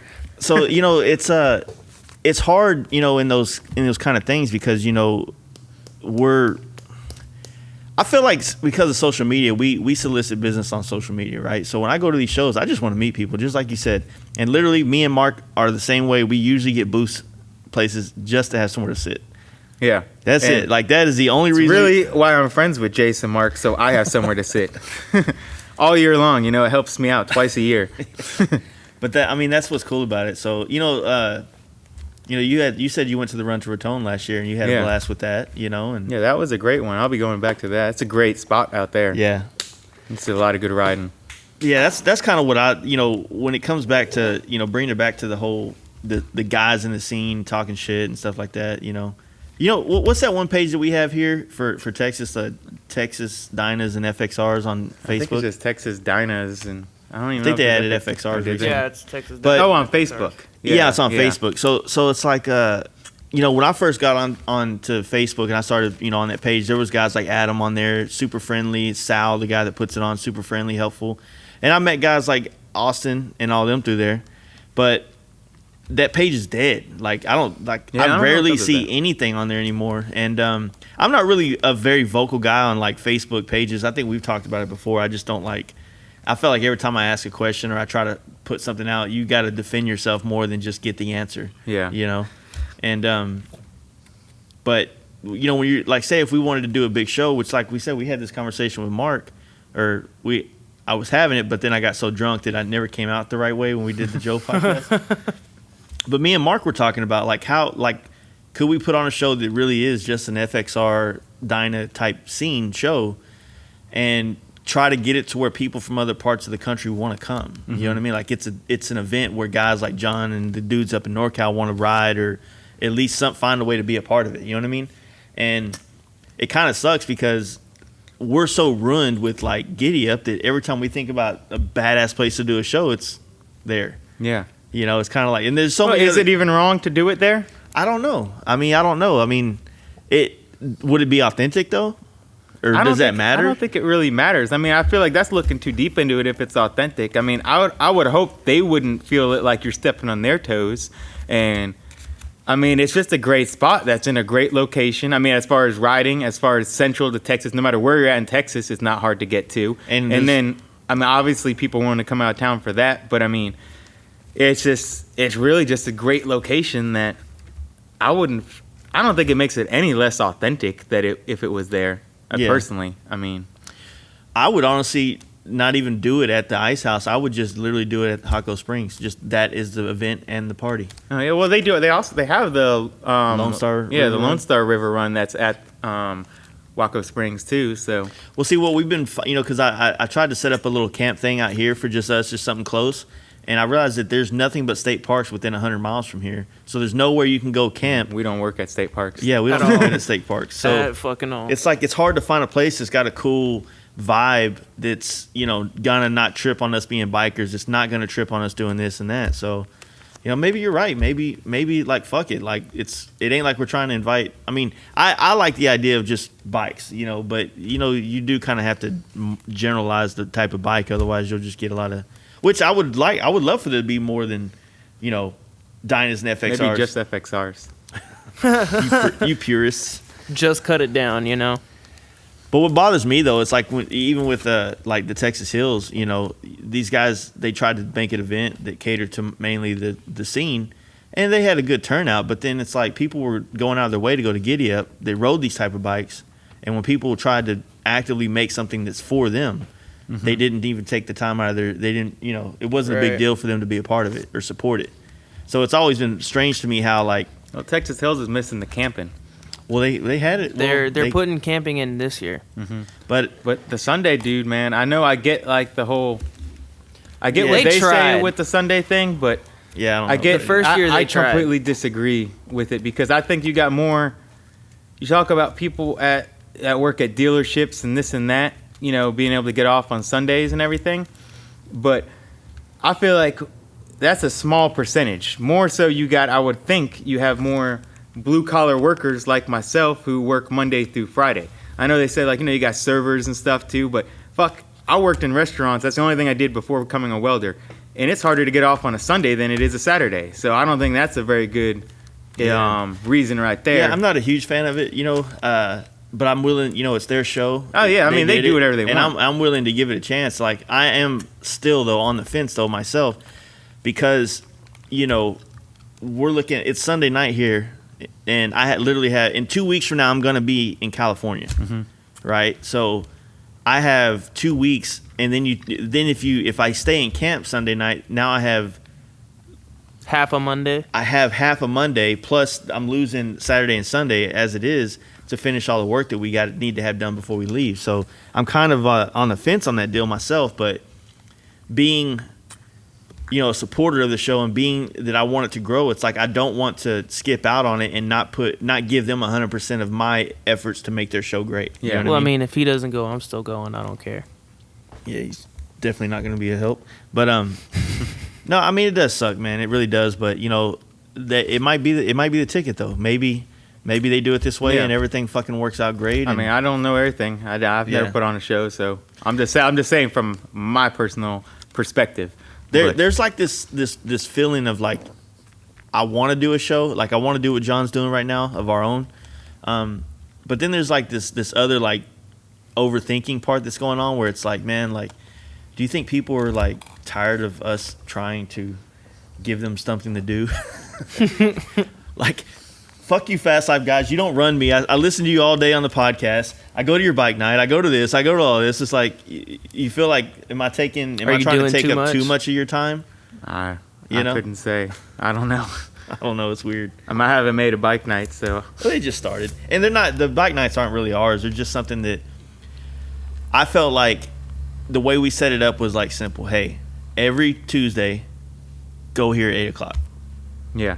It's not necessarily our bike night, but just if everybody goes there at 8:00 on that day, then even if I can't make it or somebody else can't make it, other people are going to try. Yeah. So then now the goal behind it was that it doesn't have to get promoted every week. I don't have to make a flyer. I don't have to do this. Nobody has to. You just know, hey, somebody's going to be there. Might be popping one week. It might be a little dead one week, but there's It's always still another happening. Tuesday. You know what I mean? And I feel like that's the only way to make something that really sticks. I mean, here in Dallas, we used to have a bike night. It was at Sonic in North Dallas, right? It was a huge bike night. And then when I found out the history of it, this is like 2004 to when it kind of shut down was 2008, 2009. This thing had been going on since like 92 or 1990. This bike night. Damn. Yeah. forever. You know, nobody had to promote it. You just kind of like, hey man, you know, there's a bike night in North Dallas. And mind you, this is when the only kind of social media we had was 4 pictures on MySpace that It you were like allowed to traveled put out by there. like word of mouth. Yeah, and the stuff. last thing you were doing was using one of your profile pictures on MySpace Yeah. to fucking promote a bike Yeah. night. You know what I mean? It wasn't that. So it just worked. Every week there was 500, 600, 700 people there. Damn. Then it only died because people started doing stunts and drag racing in front of the place. So it just kind of like Yeah, being idiots. it got out of hand because it kept growing. You know what I mean? As the scene grew, the fucking, you know, the dudes with balls grew. You know, fuck it, I'm gonna do a wheelie right here. I ain't gonna wait till we get to the parking lot. You know. Yeah. But you know, that bike night was successful because A, there was nobody's name attached to it, so you didn't get haters like, oh, I'm not going to that. I don't support that guy and what he does. Yeah. And you know, it just works naturally. So like the bike night we started, it was mainly for the Dyna and FXR guys, but you know, we have Softail guys coming up there, bagger dudes coming up there, and that's what's cool because, like It's you for said everybody. before, we're really just trying to promote this shit. So if you're on a bagger and you come around and you see us all having a great life and you want to get on board, you know, it's just showing you a better way. Yeah. As opposed to like, you know, we don't have anything else, you know, go to Strokers. Like what the fuck, we want to hang out with a whole bunch of wild hog dudes and I'm stuff. good. I never even been there. Yeah. Dude, it's kind of whack, man. It is. Well, you know, I don't go anywhere, so. Yeah. You came here. I'm today. kind of the same way, dude. I'm like a hermit, man. He's trying to be. He's trying to like build this new persona of like, I'm not into like people and I attention. don't like people, man. I'm and all kind of this over it. I just want to hide away. I'll still go out though. I figure it out. You're young. You're still learning. Yeah, dude. Awkward. Yeah. Nah, but I don't know, man. It's pretty cool. So Like- what's your plan with that FXR, the Man. gold one now? I need to get the motor out. I need to get it to Mark. See if it's gone. You know, it just had a loud tick. It could just be a lifter or something like that. So see if it's gone. See if it's something that's easily repaired. There was a part of me today when I was thinking about it, like fuck it, just find an Evo and throw an Evo in there. I got a whole set of tins for it. All I need is some side covers. I'll find a good painter. Yeah, I'm gonna actually pull. My goal is to actually make my own exhaust on this one, so I gave Jesse that one that's on there for his Evo, and then I'm just gonna powder coat the frame, gloss black, swing arm gloss black, do a paint. I want to do a custom paint job on it, but like very very mild. Like basically, I want to promote the direction I'm trying to push our paint work, which is kind of like that Softail that you said you liked. You know, I just want it to be more clean, still custom, but not like factory paint job, but different colors, but like just a clean thing without like 40 panels and 40 different types of filler work in the panels. You know what I mean? Like I feel like that style right there is kind of the style of paint work that I've been trying to learn how to do Dude, myself. simplicity is where it's at. Yeah, I like it how it sits right now with that gold and that black tank on it. I bet you do. I do. But you know, also I got another quarter fairing, or actually I got a T-Sport fairing for it, but I really want to run a quarter fairing. Like I've never owned a quarter fairing. I want to see what it feels like. Well, I kind of dig it. Putting one on mine so you can. try Doesn't do that out. much. It doesn't do much, but it definitely does more than nothing. Yeah. Yeah. I was reading that it's really just good to like keep the wind off your head. That's it. No. Kind of throws Sometimes. it in. It throws it in your head, but You think so? See, I was. I mean, nothing against. I them. didn't think want they to look see. I good. didn't want to put a T-Sport on mine because, for some reason, every Dyna that I've ridden that's got a T-Sport fairing on it, I get speed wobbles at like 80, like a motherfucker. So I don't know if that's the fairing pushing Yeah, the it's wind. Could I just think be it the is. Dyna. That would be 2 Dynas that have given me speed wobbles at What 80 they're known miles an for. hour. The fuck, man? Here's the deal. Like I've never had the speed wobble. I only get the speed wobble thing at over 100 miles an hour because that way that fairing setup is. I think Mark explained it to me pretty well. It's like that fairing setup. It starts to create a lift on the front end, which gets lighter and it makes a little bit more of a speed wobble. But being fat as fuck like I am, it's helpful. Dude, so you're I don't 20 really- pounds more than me. No. I'm 200 pounds right now. Jace ain't 220. I'm 224. It just doesn't look as good on him. Okay. No, but like it's like I don't know. It might be just the bike itself, but I feel like I'll Well, be like- going like 80, and I'll let off or something, or I'll try to get over and I'll hit something, and as soon as I get a little wobble, it just takes off, and it's Yeah. like And I'm like, oh, I might go down. I don't know. It's kind of sketch. No, it doesn't sound fun. Yeah, it's a strange deal. But no, I've never really had that issue on. Yeah, I've never had. For me, the same bike that he's riding right now that he says he has it. Like I took it out one night and rode around Dallas and never had an issue. But like I think it's just a weight. I think if you have a certain amount of weight on you, it kind of keeps the bike planted better. I've tried like sitting more forward on it, and I don't really think that's made much of a difference. Yeah.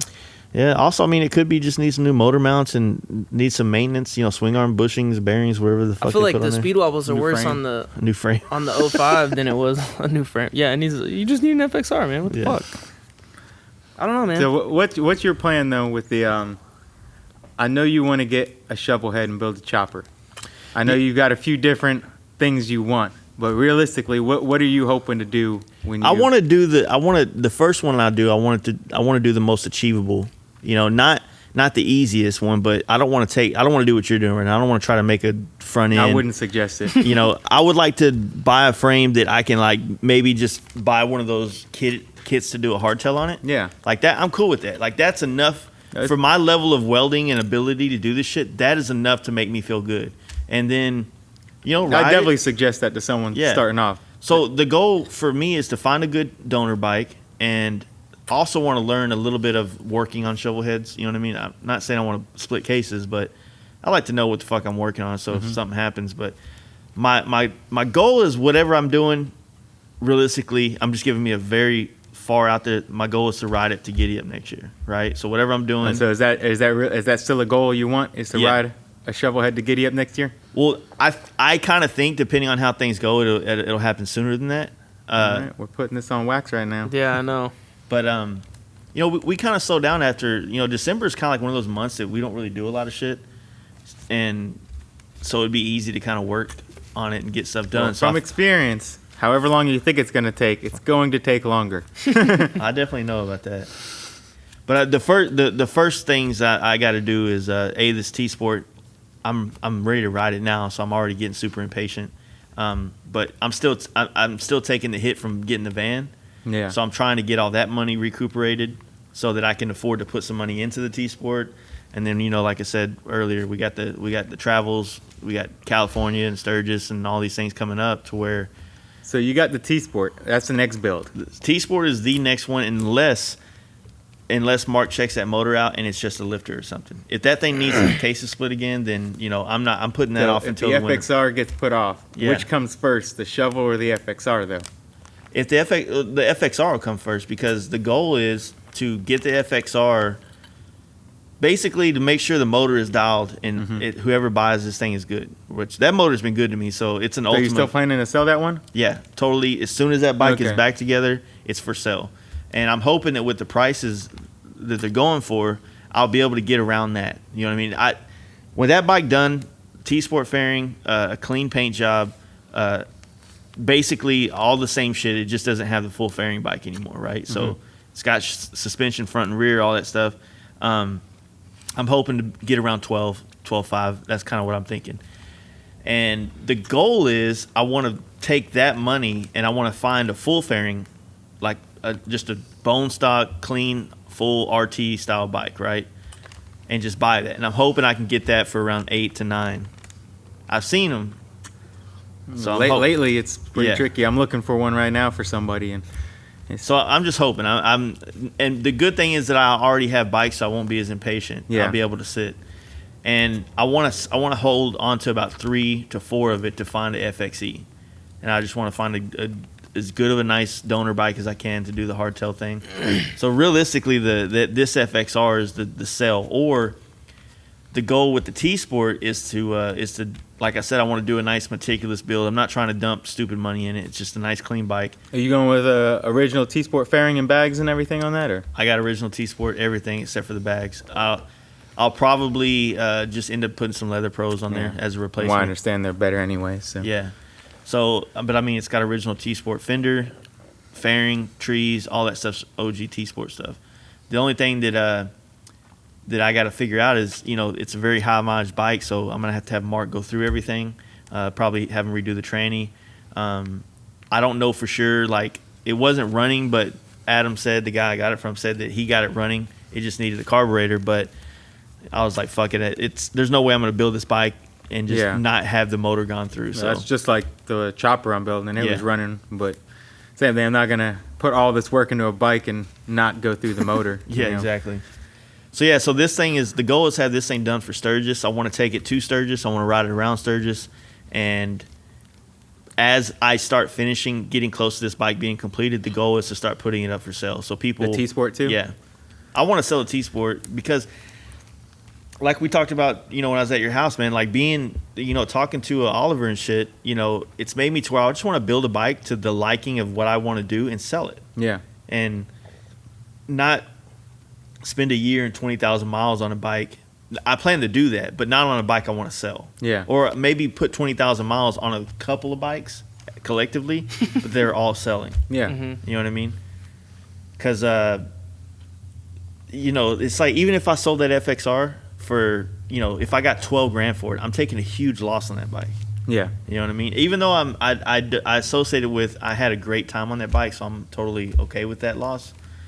That's how broke guys like me stay broke, and guys that make money flipping bikes make money when they don't take losses on the regular. Yeah. So that has a lot to do with patience and hunting down parts and all that kind of stuff.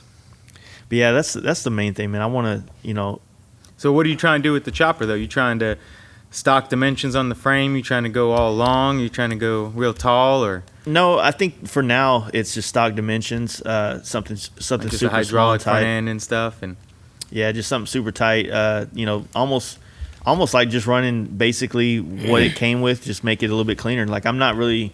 I think the good thing about me coming in the choppers is that I don't give a fuck what everybody's doing or what's right or wrong. Like I'm totally cool doing an Evo chopper. Yeah. I don't give a fuck. You know what I mean? that's the next big thing, man. That's where it's at. That's maybe. Or twin cam choppers. Yeah, I heard you. I saw you posted something today about that. Yeah. No, I was talking to Dusty because he's building his twin cam chopper, and he said because that's what I'm thinking about doing for my next one, and he was just like, man, nobody cares about a twin cam chopper, so that's why I made that little meme right there. Pretty much, I don't think anybody does. But I was like, man, I don't know. I think they could be a thing. I don't know. I think a bike period, man, Who it knows? should be fine. Like, who gives a shit? Their shit's bound to start every time. So Yeah, but- no, I mean, I like Evos better even. I Yeah. like the idea of a twin cam chopper just because people don't do it. And yeah, and you like you haven't pissing people noticed, off. I don't mind doing things people don't do. Yeah, I don't really know all the different lingo and terms, and I'm really ignorant when it comes to all the stuff about choppers. Like I don't know. I just know visually what is appealing to me. Yeah. And Go jockey shift on it? I don't think I will. Absolutely not.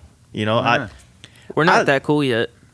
Okay, I I'm really not that cool dig. yet. I really dig the That idea. shit's of- fun. It probably is, but I don't want to do it. You know what I mean? I'm not trying to be like.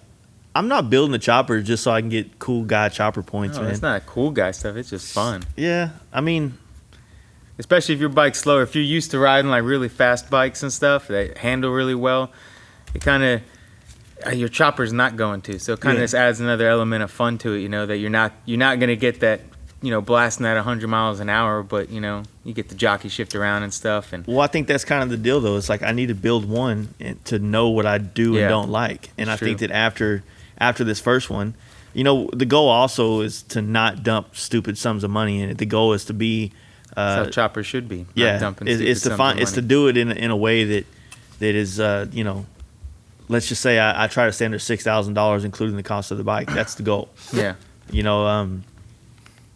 And that way, those kind of bikes, they sell all day long for $65,000-$7,000. So if I build it and, now I rode it, I realize what I do and don't like. If it's not something I can just go and change on the bike, I can just sell that one and start over on something else. You thought about what kind of paint you want to do on it? Man, I don't even know or care, honestly. I think building that chopper, I don't think I'm going to really go into it with like that pretty bike mentality. I'm just going to build it, whatever it is. Like maybe just do a logo. I don't know. I'm not thinking I'm just about excited to see what you do with the chopper. Just because, I'm going to do the same thing. I don't know, man. Like I'm more interested in doing the chopper for the fact of the fabrication side and seeing what I'm capable of on that end. For That's the what's new fun. things, Yeah. That's what's the most fun for me is just pushing what you think your limits are, Yeah. seeing what you can come up with, you know. Yeah, so I mean, like, I'm not really building this concept or thing over the idea of what I could do with the paintwork, which is what I do on some bikes. Yeah. But this one, it's just like, man, whatever feels right whenever you're building it. You know, like if you're doing it and everything's coming together, you go, I just feel like, you know, Skinny flames. Some skinny flames. You will never get me to do those chopper flames. I'm not trying to talk shit about anybody, but that's the kind of, when I grew up learning how to do flames on cars and shit, those are the flames that we clowned people for. Yeah. Those little, you know, crab claws and fucking spaghetti flames and shit like sperm flames. sperm flames. To me, it's a lack of skill. It's a lack of skill, and they've turned it into like it's a cool thing to be skillless. Yeah. Is I what mean, it seems like. like I said, I have no idea on the skill. I think they look cool. I'm starting to see them on a few too many bikes lately, or feeling a little played out. Yeah, I mean, that's what people know how to do, and I'm not gonna lie and say that they don't fit the bikes. Yeah. But I mean, there's some things that on a technical level I just can't accept, and it's. I feel you. I know the same thing as far as like fabrication, like stuff I know. Like I said, not being a painter, I don't see him as being the easy flames to do, but I can relate that to other things as far as when people build stuff and it's like you just look at it and know, okay, did that because that's easy. Yeah, exactly. That's the whole purpose behind that.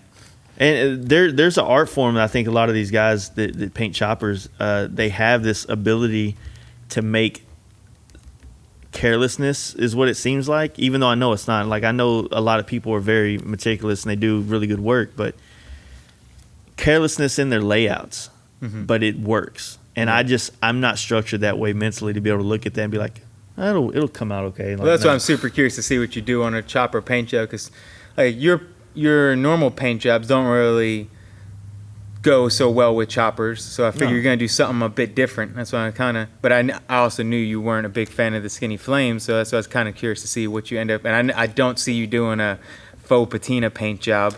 So. Honestly, I think that I actually used to do those a lot back. Actually, Yeah, he did. but I don't see you doing that on your bike, at least. I don't know. Maybe I'm wrong. He did it it was on on one my of own his personal bike. Okay. But I guess you don't know me that well. But that's cool. Wow. No, actually, I haven't looked up your Wikipedia. I don't know your history. I think it's.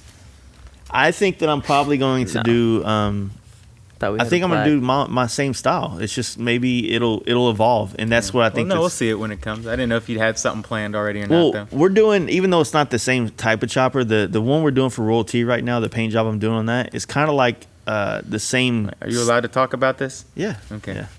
The same style of a paint job that I normally do. Like, if you look at my paint work, it's kind of evolving from like the traditional rounded corner panel jobs to where I'm putting more points and edges on it, and I'm not inventing anything by any means, but it's something that's kind of found its way into my my bag of tricks, and it's what I'm using more, and it's kind of the look that I like. So I like the panel shit, but I like it with this more racy, edgy vibe. Yeah. And now like the Softail, which we both like, and everybody obviously I love it. highest liked photo I've ever had on my Instagram, so I'm pretty stoked about that. But So this paint job's actually 500 more than was quoted. no, I'm stoked about it, but I'm also disappointed, like, because not that I'm not proud of this, but it's not like the thing where I was like, God, people are gonna flip out when they see this. I'm like, no, dude, it just the colors work great. The simplicity of it is impressive. That's Jesse just said it right. I am trying to evolve into a simplistic style painter that as simple as it is, it really has an impact on how it looks. Yeah. And it's kind of was an oxymoron, is that the word? Like, yes. Simple but busy, but you can't, you know what I mean? You know what we need to do is I just decided, well, I just remembered I have a 4-speed shovel head too that I straight up honestly forgot about for a minute there because it's at a buddy's garage because I just don't have room for it. And I'm going to put that motor back together, and I need to paint that because I'm going to go ahead and clean everything up because it's always just been thrown together. So now that I got a little time, I kind of want to clean that up because that one's not going to be for sale like the FXR. So I want to clean that up so I can have a bike to ride around that's not a sidecar bike, as fun as that is. I still need to make you that offer that I tried to offer you at New Year's, you know? What? You buy something I want, a bike or a van, for a year's worth of paint jobs. Oh, is that a real thing? I offered it to him. You already got a van. So. I know, but I need a shovel head now.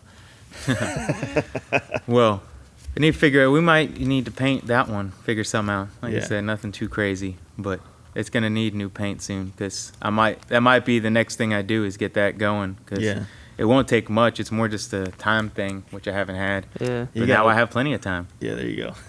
You got plenty of those bikes where you just need to put a little bit of your attention on it. And Yeah, it'll be done. All of them basically. Just like the only bike that works is the one that you thought was gonna. It looks like the biggest piece of shit. It does. Yeah. People ask me why I don't clean it and stuff because there's just like cruddy oil all over the motor, and I'm like, dude, it's not leaking one bit though. I'm like, if I clean up that crud on there, I'm like, it's the only thing holding that motor together right now. It's just glued. Yeah, Glued All the with oil's dirt. caked up on the base gasket, so you don't get any seepage anymore. Exactly. No, yeah, like my push rods, that's what it is. You just see like this big giant oil puddle, and it looks like it's leaking, but it's not. That's old ass oil that's just like holding everything else in. I don't know how it happened, but That is impressive. That bike is a fucking tank though. Like Yeah, Dan dude. just drove it, and for those of you guys that 2,500 miles. he loaned Danger Dan his side hack, and he pounded that thing all the way to North Carolina and back, And not in a very straight line because that's not really what Dan does. and no problems, man. If you didn't listen to his road shows, Danger Dan's, it was pretty interesting. Yeah. You know, I thought it was cool that Harley reposted that picture too of it. Yeah, that was cool. Yeah. I mean, that's never happened. Lichter took some pictures. That's pretty cool. I mean, what we talk about, well, I don't know if he took pictures because of Dan or because my bike's so cool, but, you know, we'll toss it up to both, I guess. Probably your bike. It is kind of funny that Chalk it up to it. I was laughing that Lichter takes pictures of one of my bike, and it's the one bike that I literally haven't done a thing on except for make run. I mean, you know, no work by me done on it except getting it running, you know. It's weird. It's People almost are like weird. like the things that you kind of build or expect to like really put you on the map don't, and the things that you don't really, you know, think are going to be it are the ones that like everybody flips out on. I didn't expect this much attention from my chopper. Yeah. But I mean, I wasn't going to build it for the People's Champ thing either. I think that definitely helped push it to getting noticed. But it's Well, like you That's said been a fun earlier ride. at the beginning of this, man, like when you started doing that, it inspired a lot of people. It inspired me, you know, seeing it come together, going to your house the 2 times we were there, that shit, and then being around all the other choppers at Giddy Up just made me like really, really want that now. Like really want that satisfaction of knowing that I built something like that, you know.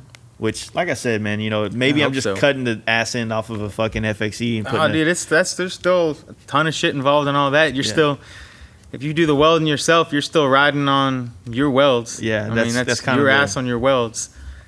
And you know what's crazy is like the bagger, you know, I haven't really enjoyed it, but now I'm starting to. Now I'm really starting to dig it. That's right. I forgot you were going to sell that. I need to sell What it. changed your mind on that? I don't.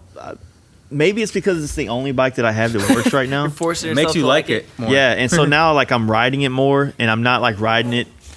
I've realized that I can't have 2 custom bikes at the same time because I totally love one more than the other.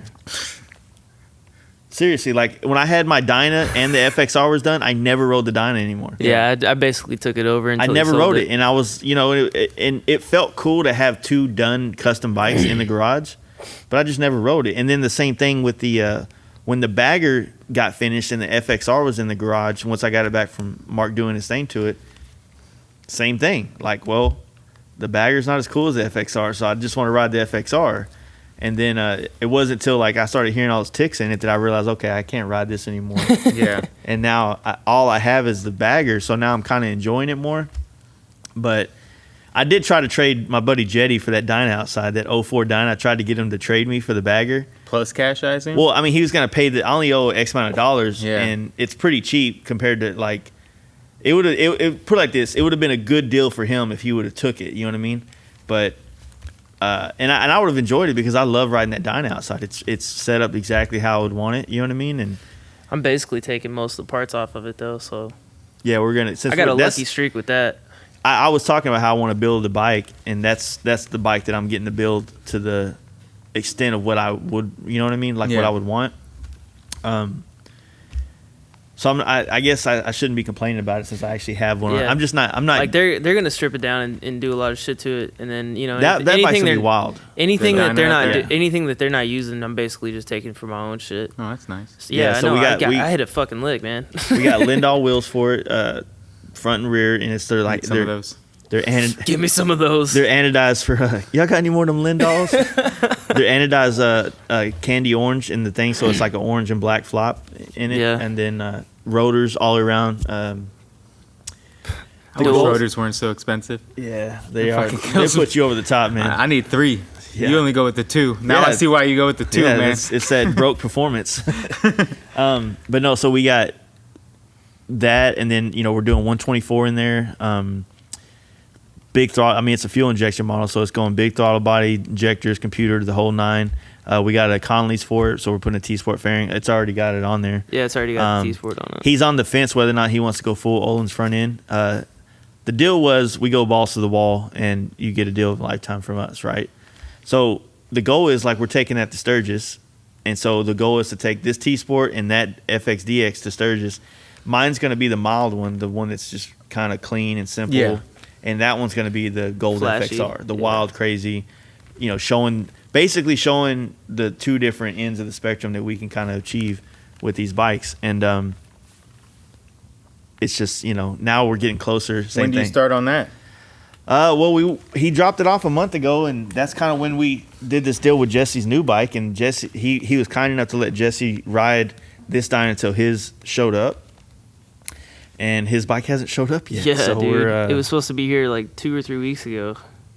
And so we're just kind of waiting on Welcome that. to the motorcycle industry, Jesse. Yeah, I've just been daily in his fucking dyna, so. And I actually might end up putting that motor that's in that bike in this dyna.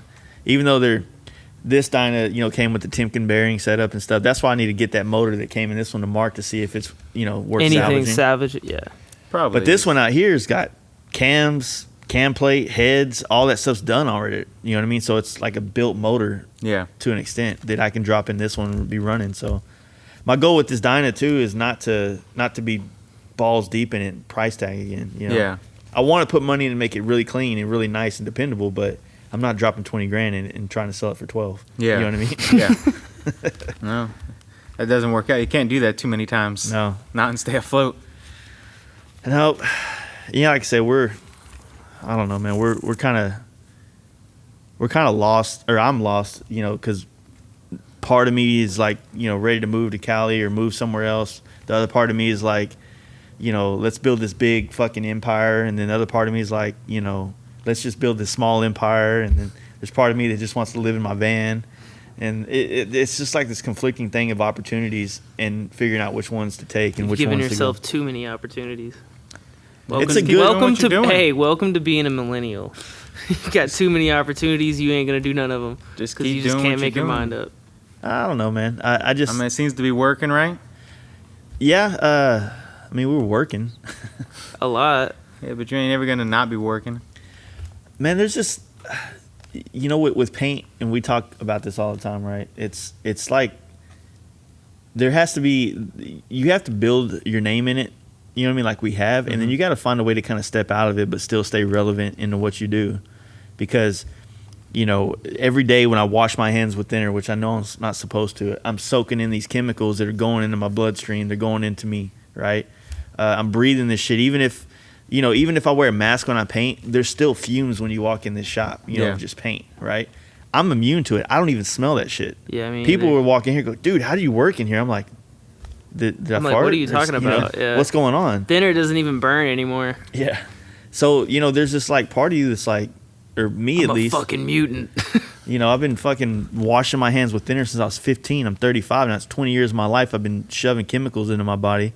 That like now, if I want to be able to enjoy my 40s and go travel the world like we talked about, it's like, fuck, I'm going to be able to do that if I got skin cancer or some shit going on from all this type of stuff. Can't worry about it.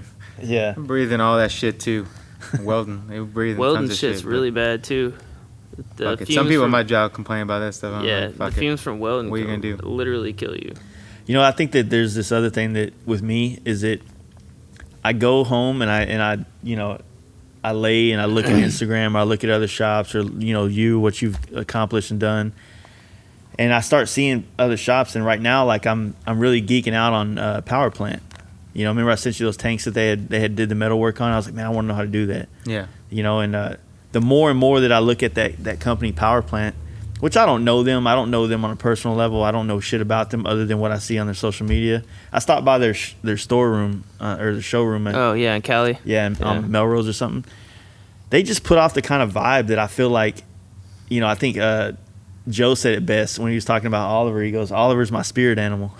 Yeah. And I feel like that shop, them is kind of like, Well, they mess with all kind of stuff too. yeah, They do new they just stuff, like old cool stuff. bikes.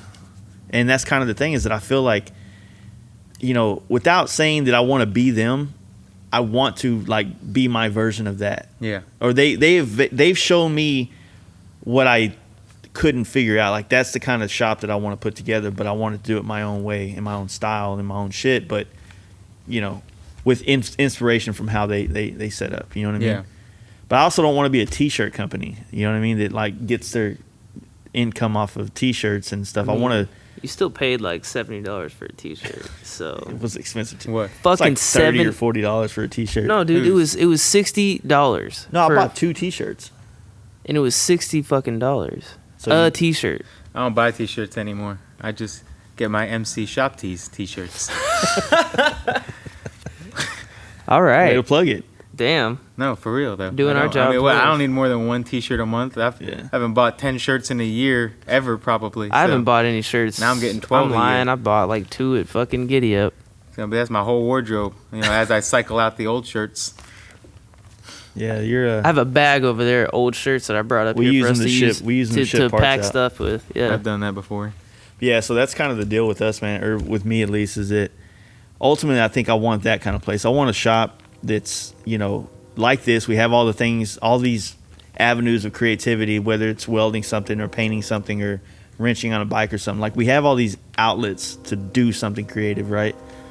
And then, but I want this aspect that I've never really got to enjoy, is I want to be able to go to work in some nicer clothes and not come back caked in Bondo and my shirts fiberglass together in one spot, you know? Like, I want to... that's me. I want a shop that's got an area that's like chill and clean and neat, that people can come in and say hi and, you know, and buy a T-shirt or a fucking koozie or whatever the things you sell in Don't shops. sound like you want to build bikes, Jace. I do. I just want to. Not much clean about that. I don't know about the whole customer thing either. I think you mean your friends, because there's random people out here in these boondocks around these motherfuckers. They Well, come that's why up I in don't here. want to do it here. I don't Yeah, wanna they do come it up in here and dude, they don't know shit about bikes, but they start trying to tell us all this fucking Yeah, bullshit. but where do you think you're gonna go and get away from random people walking in your No, shop? I want random people. You got to understand, like, we're in the boondocks of Red Oak, fucking Dallas, Texas. Dudes roll up here in breakouts, thinking they're fucking doing some You know, real shit. the people, the kind of bikes and stuff that we cater to is just not this scene. Yeah. You know what I mean? So it's like, either A, I got to take this shit to an area where I have a little bit You're just bigger. talking about growing the scene out here, though. I am, but that's what I'm saying. So there's a part of me that's kind of like, well, shit, maybe I should stay because it's starting to really pick up. And then there's a part of me that's like, you know, Maybe I you have should- such a high clientele in Cali that I feel like I could go out there and really just open up shop and start doing exactly what I want to do. Mm-hmm. You know, and I got, you know, between the customers that I already have on North and South and SoCal, I also have dudes that, you know, they could either A, float us or front us the money or partner with us to make the type of shop that we want in NorCal. And other than like John Jessup and the couple shops I know, there's plenty of opportunity up there. You know what I mean? And so you're just kind of torn, man. Like, all these options, like, you know, what do you do? I don't know, man. I don't got those problems. I know you got it easy. Call it easy. I make it easy. Live a simple life, man. Simple life, simple problems. How much time you got? How much time I got? Yeah, For what? for this. Whatever, man. Okay. I don't We're gotta at be to work till we're at an 5. hour and 42 minutes right now. I'm just trying to make sure you're not trying to go nowhere. No, I just drank a Monster, man. Fuck am I gonna do? I ain't going to sleep. You're gonna go home and work on your chopper. Hell no, dude. I told you. I didn't even roll the bikes out today. Probably first day all year long. I didn't even roll the bikes out the garage. Yeah. How'd that feel? Taking a break. Oh, it felt great. It felt great. Fuck 'em. I still love it, but I needed a day off. Probably a Yeah. whole week off. You know, That's kind of what we gotta- needed too this weekend. We went camping with the kids and shit. Yeah. So Yeah, that's what I did yesterday. I did a little bit of work yesterday, but took my youngest to the flat track races. Just had some fun, you know. Dude, you can understand how little I've seen my wife and kids this year. It's crazy. Like, it's just Yeah. been every day working. So, you know, we just spent a day, me and the youngest, hanging out, and fun time, you know. It's, sometimes you got priorities. I was pretty sure I wasn't gonna make that cut, so I was like, you know, it's take a little time off, go Yeah. back to more important shit. So, you're probably one of the. I think we talked about this in the first podcast we did with you, but you were one of the guys that kind of helped push us into doing this podcast.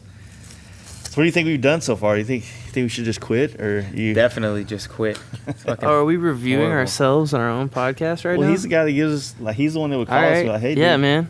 What's your opinion so far? It's getting better. It's getting better. Yeah. Shit, man, just throw me on the spot. No, it's like, Hey, man, we'll close our eyes if you're trying to talk shit right now. nah, it's I mean, I've told you, I try and be honest with my reviews on that kind of stuff. And yeah. no, I think it's going good. I mean, like I said before, if I say it's good on like a little Instagram post saying a podcast is good, it's because I think so. Right. And I mean, I'm not just saying I don't get nothing. I thought that from was just pretty saying cool it that you for did no the little reason. video of how to get to it. Yeah. Yeah. Well, I've still got people ask because I don't have an Android, so I don't know how to help these people with Android. Yeah, I don't got either. People like, I know I just Dan's tell is them on YouTube. Stitcher, but I don't know where yours is. I don't know, man. Like, I just So tell I them guess to go if on somebody YouTube. out there has an Android and listens to this podcast, Let us somebody know. Let Fast what Life Garage app you're know. using. yeah. Really, everyone should just get on an iPhone because it already comes with a podcast app and just Yeah. makes Yeah, so dude. much more sense. Evolve. But no, I mean, it's good. Like I said, I mean, when yours and Dan's come out, that's usually my go-to because, Mm-hmm. usually I listen to audiobooks at work. But if one of y'all drop, pause that, listen to, Knockout Podcast. And Yeah. What kind of audiobooks do you listen to? I'm just like nerding out right now because I want to do that same a kind lot of of stuff. a lot of biographies. A lot, like right now I'm doing Steve Jobs. Just Oh, finished yeah? Elon Musk's. And, a lot of stuff like that. Old So people stuff like too. that. Oh, yeah, and a lot of people like presidents and shit like that. Oh, yeah? And, I don't know. Weird. Just whatever the fuck you can entertain yourself with, really. Yeah, dude, biographies are always Biographies are super interesting. Yeah, always That, interesting. and then if I do fiction, a lot of Stephen King. I'm a huge Stephen King fan. Right. So those always get you sucked in. Sometimes I get sick of podcasts, so then I start listening to music, and then I'm like an hour into music, and I'm like, I'm sick of this shit too. Music's You know? like so 2015. You Yeah, gotta I get know. past And then it. I'm like, Yeah. man, I'm gonna start looking into like audiobooks. No, and shit like audiobooks, that. man, it's cool, man. You get in a good book, like whether it's a good biography or especially with like a Stephen King, man. Like I'll be at work and it's break time. I don't even want to take a break because I'm like, shit. It's like what's- where you're in the what's good part gonna of a happen movie or next? something. Yeah. Like, what's happening? You just stay welding. Like Yeah. I gotta find out what's happening. It Yeah. feels like we decided to do our podcast. Like, I feel like we're on the wave this year because a lot Just of like other we were- bike shops have been like doing. Oh, are they? It seems Yeah. like I guess it. I need to Like start you were the checking them out. beginning of that wave, like at the No, like first point. we're just on it with them. Like, I think this year a lot of people are like a lot of businesses and brands are kind of going towards the podcast thing, which is Well, cool. yeah, it's great. a I whole mean, more another way to people are represent listening. Yeah. themselves. When I used to share like one of Dan's podcasts, I might get 10 likes and maybe one comment or something about people like, and I'm like, people are not listening. He told me his numbers. I'm like, people are listening, or they just not wanting to get that involved in it. And now, like, I'll say, hey man, check out this podcast. And a lot of people are like, oh dude, that's awesome. Like people, seems like more people are listening. Yeah, I to feel like Yeah. this year a lot of people are getting more Absolutely. into it. Yeah. So, But that's kind of the thing with like everything that's going on. Like I tell, like before you got here, I was listening to Dixon's last one they just dropped. see, I haven't checked theirs out. Yeah, it's all like more motivational shit. You know Much what I mean? shorter though. It's like 15, 20 Well, minutes. he did one today or recently with the dude a truck builder guy that I've always been a big fan of, and it was pretty interesting. It still touched bases on that motivational business type mentality, but it was still. He's got some interest- solid ass like advice in there though. No, I need to check it out. But no, Like I just started doing the it's Forever different Two though. Wheels one, It's and that one's cool. it's different than ours, and it's different than Dan's. Yeah. But that's cool because It's you know not the how same much shit. how much more like content. Not saying like if you bring somebody else or another shop and they have they bring the content like me and Dan are bringing, then I'm not saying it'd be a bad idea. There's plenty to go around. There's plenty of days and hours every day that people can listen to it, and there's plenty of perspectives too.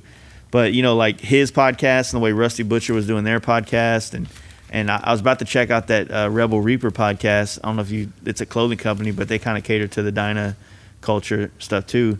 I was going to check their stuff out. It's just cool seeing all these other businesses coming into it, but it's also like you don't want it. I don't know, like nobody's doing this yet, but I was thinking like I wonder how long it's going to be before certain companies start like making this not real and not authentic, and it's just like another way to advertise, like another social media. Oh Yeah. man, 2-3 years. Yeah, that happened. Who gives a fuck though? 2-3 Yeah, years. true, but you know, like it's so easy to get lost. Like when you think about podcasts, you know, like say for instance, me and Dan, we're not really big blips on the radar as far as in the motorcycle world, but say you get, you know, some of these bigger name people to start doing it, and they do it in a way to where it is just more plugging their own business and stuff like that, which, you know, it's their podcast, do whatever the fuck they want, right? Yeah. Those people that are coming into podcasts and listen to that, they're like, oh, I guess this is just a new social media for people to plug their businesses. Right now, I mean, there's still a lot of people figuring it out. Like we were talking about that the other day with someone about like the Forever Two Wheels one. Like I like it, but they're still running that shit. I guess because they're older guys, they're still kind of running it more like it's a radio spot or something like that. You know, not so much like a podcast with like, oh, it's on at this time and, you know, check it out live and, you know, and then like just the announcements they do. It seems almost more like a talk show than just like a podcast is, you know, which is my only part I don't like as much. But they've had some great people on there with, you know, having Mondo on, having Jeff Holt on and, you know, some cool stuff. But I think they got some figuring out to do in that. But maybe, like I said, I mean, I think the whole podcast thing is just still a lot of people just figuring out what to do. I think I personally like the way you and Dan do it, you know, just sitting down and you get to hear, you know, just a conversation between two guys. And you know what I'm like super excited about is how much I feel like I'm evolving, as far as not like how I'm evolving on here, but like the conversations that I've been having with people has really started to stick with me and shape makes sense, yeah. how I view things and feel. It's like, so you listen to the podcast we did with Ryan, right? Yeah. So a lot of my paint argument stuff that I've brought up, and a lot of it came from Ryan. Yeah. At SEMA. He's the one that kind of got me on that kick, right? Of feeling like, oh man, you know, these companies need to do more for us, right? And so that's kind of like something that I learned through a conversation that I had with him from the industry, and it resonated and it stuck with me, and I started seeing a lot of different angles. So I'm kind of over it now because I can't get anybody to jump on board with me. Even though it came from somebody else. Ryan did a lot. Dude, Ryan's podcast was fucking badass. Like, a lot of the shit he was saying was... Yeah, it's totally good. You know, and his vocabulary was very colorful. He was able to describe things in ways that, you know, if you said any other way, it just would be like... Shut the fuck up. You know what I mean? I liked his. I liked his approach to things and stuff, and how he's saying, you know, just doing different things, and people saying you can't do this and all that. You know, I felt like that part resonated with me, like where he's like talking about how, like, you know, whether it's with the tattoos, you can't tattoo like that or you can't airbrush like that and stuff. And he's just like, well, why not? Well, people haven't done it that way. Like, you know, many dudes have told me about my bike or something like, oh, why don't you like, you know, people be like, oh, why don't you like my bike? You know, the chopper. And like, oh, well, I don't know, man, but I've never seen one like that before. And it's like, okay, well, that, you know, it's not what you're supposed to do. Right. It's like, well, it doesn't sound like a great reason. Yeah. I'm like, I mean, I guess you have your own opinion, but that's kind of a weird opinion, is just because it hasn't been done. So that's why he was saying all that, like people saying, you can't airbrush that way. That's not how you do it. Like, well, why there got to be rules to this shit, you know? Yeah. I mean, that's good. Like when you're talking about any kind of art or something like that, there really doesn't need to be rules. You just do what you want. Same thing I was talking about the flames earlier. Really like the rule that I always grew up in is that you don't lay flames out like retards. Yeah, but now dudes are making big money on it. Yeah, it's like the retard ways to go. But shit, I mean, you want to talk about your conversation with Ryan and the whole SEMA event. Had some thoughts on that. What did you think? Because I was listening to that one. You guys went on for a long time, so we probably shouldn't stay on for too long. But I know you're saying how, like, let's recap it real quick. Because you were saying, if I remember right, how, you know, they get all, you know, all the big businesses and paint people and stuff, get you guys as painters to come out there and everyone's painting for free and stuff, but you guys aren't getting anything back from it. But this is the way. Not just there, but throughout the whole year. Okay. Throughout the whole year, social media, all this and that, you're pumping their stuff and everything, and you're not getting anything for it. This is the way I was seeing it, though. Well, first off, I made a joke that next time Jace asked me to come on a podcast, I should be like, nah, bro, what am I getting out of it? You know? I mean, because it's essentially the same thing. Yeah. And then the other thing is just, it's like Ryan said, you don't gotta do it. There's always somebody who's either hungry and wants to do it, or there's somebody who's just already established and they don't care and they want to. Yeah. And say you're not getting anything for it, but you're getting the exposure. Like, I mean, you get exposure and they get exposure. It's kind of like going both ways is the way I see it. Like I said, just from looking on the outside in and listening to the conversation. And that's just, I mean, kind of how I saw it. Like, where they, on the social media, you push whatever paint, Matrix paint or whatever, whoever it is. I don't know all the different paints. I'm not a painter. But, you're pushing their shit, but then maybe they repost your stuff, because you just laid down some paint with them, and now all of their followers are seeing your stuff. So maybe you didn't get anything free from them, but all those guys, like, I know for me, like, I go, like, this paint job we're talking about on the chopper, I'm trying to figure out what to do. Where do I go to find paint jobs? Like, for, like, ideas. Like, I can look at you and see all your paint jobs, but, that's your style of paint. Or, there's a couple other painters I follow. Easier for me to just see, like, a whole bunch of different paint jobs is I just click on Paint Huffer Metal Flake or House of Color, their page. Yeah. And they're sharing 1,000 different arts. So, like, this post is that paint job, and the next one's a completely different and completely different. So I can see all the different styles in one spot. I click on that one. Oh, that's a cool paint job. Now I follow that guy. Yeah. So, like, I feel like that's great exposure for you, too, where, like, maybe they're not hooking you up with something, but that's probably some of the best exposure as a painter you can get because, like I said, anyone I feel like who's looking for a paint job, to me, that seemed like the go-to move. Even for me, I know you, so I'm not necessarily going to go to that guy. Yeah. But for most people, if they don't already have a painter that they use, that's an easy way to find a painter. It's just click on a paint page on Instagram. That dude, that's a badass paint job. Let me hit up that guy, So that was just my thoughts from y'all's conversation. Yeah, and that's pretty much what it is. And, like, I'm pretty much over it now. But like I said, our conversation that we had at SEMA was more about how I've been talking about it, talking about how there's got to be other ways. And yes, there is that aspect of that as well, but it really does go both ways. And it's hard for a lot of people to understand that,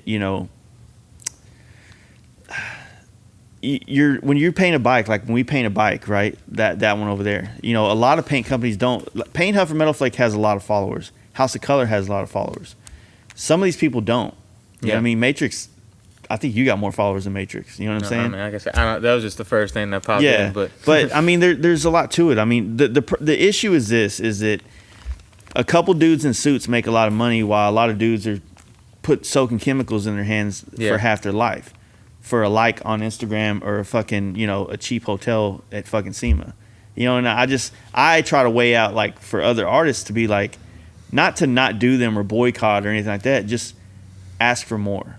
Ask for something in writing. Ask for a better, more mutual agreement between the two. You know what I mean? Because yes, there is a lot of people that would love to be there, but there's only a certain amount of people on the skill level. There's not an unlimited amount of people that are badass at painting. Well, it's like you said. How much is a paint booth at SEMA? Did you guys ever find that out? Oh, or not paint me. booth, but I mean like a booth at. It was like $30-something a square foot, and then it was like $3,000. So what's like the minimum to get it? Well, $3,000 on top of that if you're an isolated booth. Well, so there's a lot of areas that are kind of tucked in corners and hallways and shit. Well, we'll call it what, $3,000 to $10,000 for a spot at SEMA. Yeah, we can call it that. So, and then they want you to come in and paint for free. Well, they're not asking you to chip in on that booth, right? Mm-hmm. So, are they? Mm-mm. No. So it seems like a pretty fair deal. They're spending $10,000 for you to give you a spot to show off your paint skills.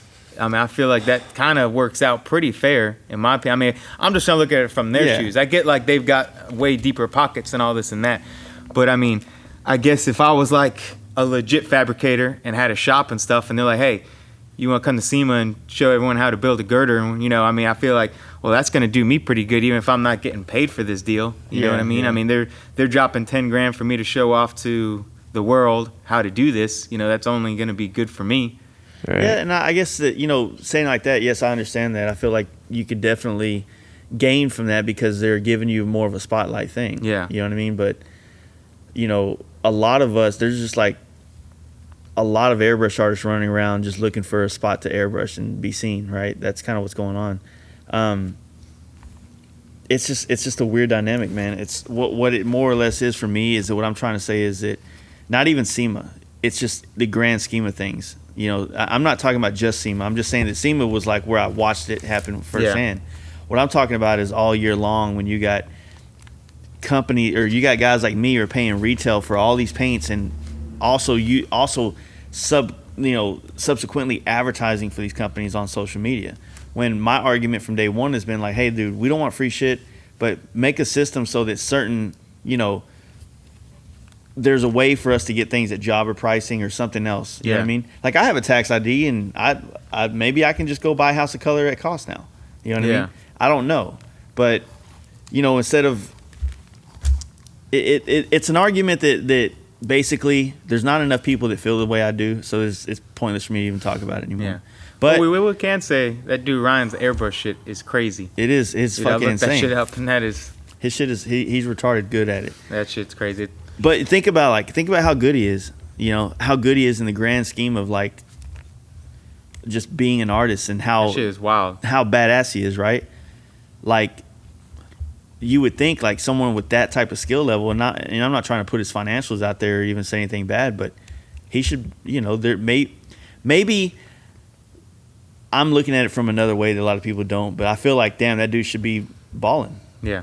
He should be on a level of, but dude, he's an artist, man. How many artists are balling while they're alive? I get it, I get it. Not everybody is, and that's probably why he's a lot better than me at airbrush, because I'm also thinking a lot more of business and a lot more of that aspect. Yeah. And he's really just focused on making sure that this art is that perfect. Yeah. And it's just the difference, man. It's like, I'm not a money guy. Like, I don't like money except I'm not trying to be rich, right? I grew up broke and struggling. I don't want to do it for the rest of my life. So, I don't want to spend the rest of my adulthood on something that I'm never going to get to a point where I can buy a house. Yeah. And that's kind of what goes on in the paint industry. It's all self-employed type stuff. So there's just a lot of things that make it really hard to excel in it, And basically it's, like I said, I had, he kind of got me on a wavelength, of a conversation me and Ryan had in SEMA. And I kept pondering and thinking about it and figuring out, like, if it's a legit argument, and I try to bring it up with other painters. And, I mean, I get it. Nobody wants to throw anybody under the bus and say that this company, because they might be getting a dime, and they don't want to bitch about the dime they're getting when, I'm trying to get them to get a quarter or a dollar. You know what I mean? And I get it. They might not want to throw that dime away for the possibility of getting a dollar out of the deal. Yeah. So it's just one of those deals, man. You try to use, you got this social media, or you got this form of like connectivity with people, use it. And if, like, I've said this before, I think I said this on our intro to the last podcast, like, look, these are ideas that I have, and if they take weight with other people in the conversation, they're going to grow and blossom. If not, just like now, hey, I said it. It didn't sell anybody on it, so it's kind of it's dead. So fuck it. Yeah, I'm not winning either way. So that's kind of the thing that I was telling everybody, is like, I don't plan to be a painter very much longer. So what the fuck does it matter for me? I'm just like, hey, if you guys want to, who's gonna do all our paint work out here then? Man, I want to get to where I get to paint for fun again. You know? To where, yes, I'll still paint, but painting. I will continue doing all the shitty shit.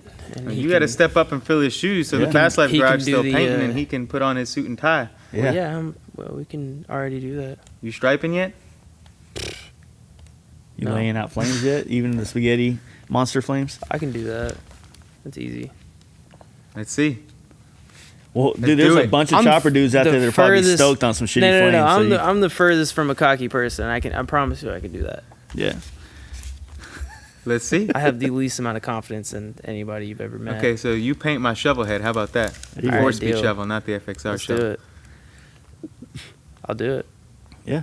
I feel like we got to figure out some kind of thing here. Like, he's got to hit some kind of level, or he has to do something. I don't know. I have to hit some like kind of level? Some kind of competition. Like, do I he's need got to be. level Well, up? I think where he's at right now. He's going to grade it afterwards or something like that. Where Jesse's at right now, if he really did try to start, like, owning some of the paint work itself, he could definitely do it, because we turned down so much work that's, just not paying what it needs to pay, or it's not, the kind of shit we want to put our name on. And that's stuff that he could be doing on his own time and making stupid money, more money than he makes for me. I actually hit up like 4 or 5 people today to see if they'd get like a paint job, like a basic, color change type shit, because I'm trying to get some more money for some more motorcycle parts. I'm trying to see you step up trying to your get some game, more man. motorcycle parts right now.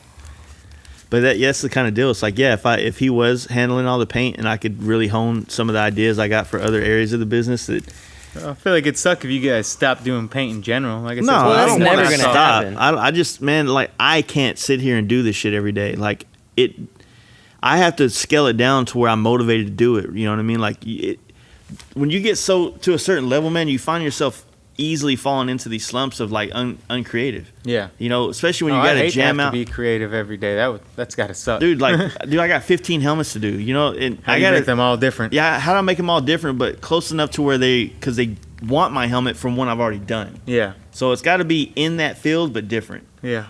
That's tough, man. It's like I wouldn't want to do it. it sucks, but you know, it's one of those deals that you get to the point where it's like, if you can scale it down and only do a couple, but you could really put 100%, like Ryan. Yeah, if make I those could couple.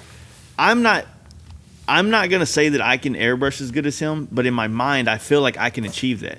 But I just don't have the kind of time. He said it best, and he says, sometimes you can't afford. Like I can't afford to spend that kind of time on something that he does because I have 15 helmets to do. You know, and your time becomes the price tag. Like, what's your time worth now? You know. So that's why I've turned people down. Like I said, I've had a few guys ask me if I cut up their FXR frame. I'm like, it ain't worth it, dude. Once I factor in, because maybe it's because I'm just not fast enough, but for me, the time it takes, you'd have to pay me way more than it's worth. So I just, I sent them over to Al Emerson. I was just like, dude, hit up this guy, because I'm like, he does the shit full time and does better work than me for probably cheaper than I would charge. So it's just all about how you value your time, man. Yeah. And the older you get and the more skilled you get at certain things you do, then obviously the more you can charge because it's worth that. Yeah. But also because naturally when you get older, you value your time more. You value the time that you spend on things. Yeah. And that's it, man. There's guys out there that are very talented, but they're young and dumb and hungry, and they're going to do a lot of good work for stupid cheap prices. Or they're not that good and they're hungry, and they need to be in that. They need to do that so that they can get good. They need those opportunities out there. And there's plenty of dudes that are out there on Craigslist looking for painters and fabricators. I've seen some of those painters before. Yeah, there's plenty of those out there. But we all got to start somewhere, man. Yeah. It's just it's only insulting when those guys come to your shop and they're like, "Hey, man, I just want to check out your work. I follow you on Instagram. I love your work. But it's between you and the guy on Craigslist." I'm like, "Get the fuck out of here." The guy on Craigslist. Fuck that guy. Yeah, I see what you mean.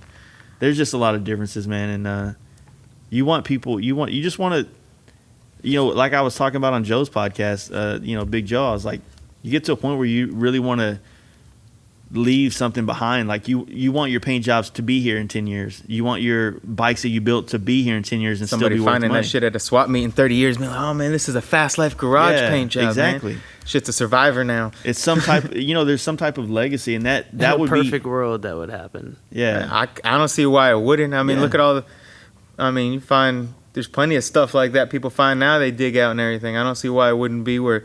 That's why you got to start signing your shit somehow. Yeah. Where somebody's gonna dig up a picture and find some cool tank, and they're gonna dig up a picture and stuff and be like, oh man, look, that was a Fast Life garage paint job. Everything's documented now online. So it's gonna be weird in like 20, 30 years, Yeah. because there'll be a lot less questions behind all that. To where like the older stuff now, like trying to find out what this is or that. Yeah, there's no pictures going of back. everything. So. Well, there's no way if you. What's it gonna be like being 80 years old, having your entire like life documented? autobiography on Instagram? Like you can just scroll through and be like, I did that. I think that. that Do you think that'll happen? I think it is, and I talk about this all the time about like being an old grandfather. It's like I'm not gonna have to sit here and sit you down and tell you about what it was like in my day. Like you can go back and see all the cool shit I did. Who knows, man? You got like 40,000 pictures on your Instagram or some shit. You're talking about as if Like Instagram's gonna be around then. No, probably won't. But there's always gonna be a new thing. Yeah. The digital footprint. Yeah, but I don't even know how to go back and find my old MySpace. If you only upload things to Instagram and you don't have it anywhere else, then you're fucked. But if you have it on your computer and all that shit, maybe if you put it in a hard drive, this shit is not permanent. Think about There's how not many a different fucking social permanent medias cloud. we work on. Facebook. And whatever's going to happen is we're going to evolve, and we're going to take those pictures that we were proud of, and it's going to be Throwback Thursday and Way Back Wednesday and Flashback Friday and Old Picture Monday, depending on what you want to call it. Old Picture Monday. There's always going to be a new platform to put those photos on in some form or fashion. I'm not arguing against social that. media is I'm saying so much a part of our culture now, it's never not going to go away. Of the pictures that are being taken. So when like say you don't ride bikes anymore, you don't do this, you're married to some bitch of a chick, but you know, your life sucks. You're just fucking miserable. You're Uncle Rico now, thinking about your old heyday of when you used to fucking throw sluts on it and do all that fun shit. You know what I mean? So you have all these pictures to get the Throwback Thursday. Look at what I used to be. I used to be a cool dude. You know what I mean? Now I just drive a minivan and I got a fucking fanny pack. And Man shit with like a that. minivan. You know? So there's I don't know. Social media is going to be, it's more interesting to see where it's going to go and how ingrained it is going to be in our society than anything to me. I don't know. I know we also have a weird obsession with like working backwards as well. Like the more advanced we get with like technology and things, the more nostalgic people feel for shit like, Polaroid photos and, vinyl music and cassette players and like shit like that. Anyone who loves cassette players just wasn't around for cassette players. Right. Yeah. I'm not Because saying, I've heard people say that before. They're all digging on cassettes. I'm like, that you just must not have been around for them. Because I'm not. There's nothing I'm not better pledging, about them. I'm not pledging about them. I'm just saying, like. No, I've heard it before. Go back to VCRs. It's Wait really, 5 minutes for it to rewind. It's insanely weird how the more advanced we get with technology, the more we work backwards. We get nostalgic and we miss all these other things that were shittier and like choppers and old bikes. Yeah, but. Like, we missed the fucked up pieces about it that we changed for the purpose that it was fucked up. Like, we want the shit that was fucked up. Nobody wants life too easy. You know what I mean? Well, it's like Joe Rogan always talks about in his podcast. It's like you want things to be a challenge and be hard because you appreciate harder things. Yeah. And even if it is talking about something as simplistic as rewinding a tape, it's just like maybe it's something really deep in your DNA that makes you feel like, fuck, like those things. I think it's just cool. It's like people's way of separating themselves from all the new shit. Like, we all listen to Joe Rogan podcast, right? Yeah. Yeah. How many times does he bring up all these like crazy things going about on in VR the world and shit? No. No, Like he talks social about VR. people, like transgender people and fucking the Me Too people and all these crazy things, right? I mean, if that's the ones you listen to, I kind of skip over shit like that.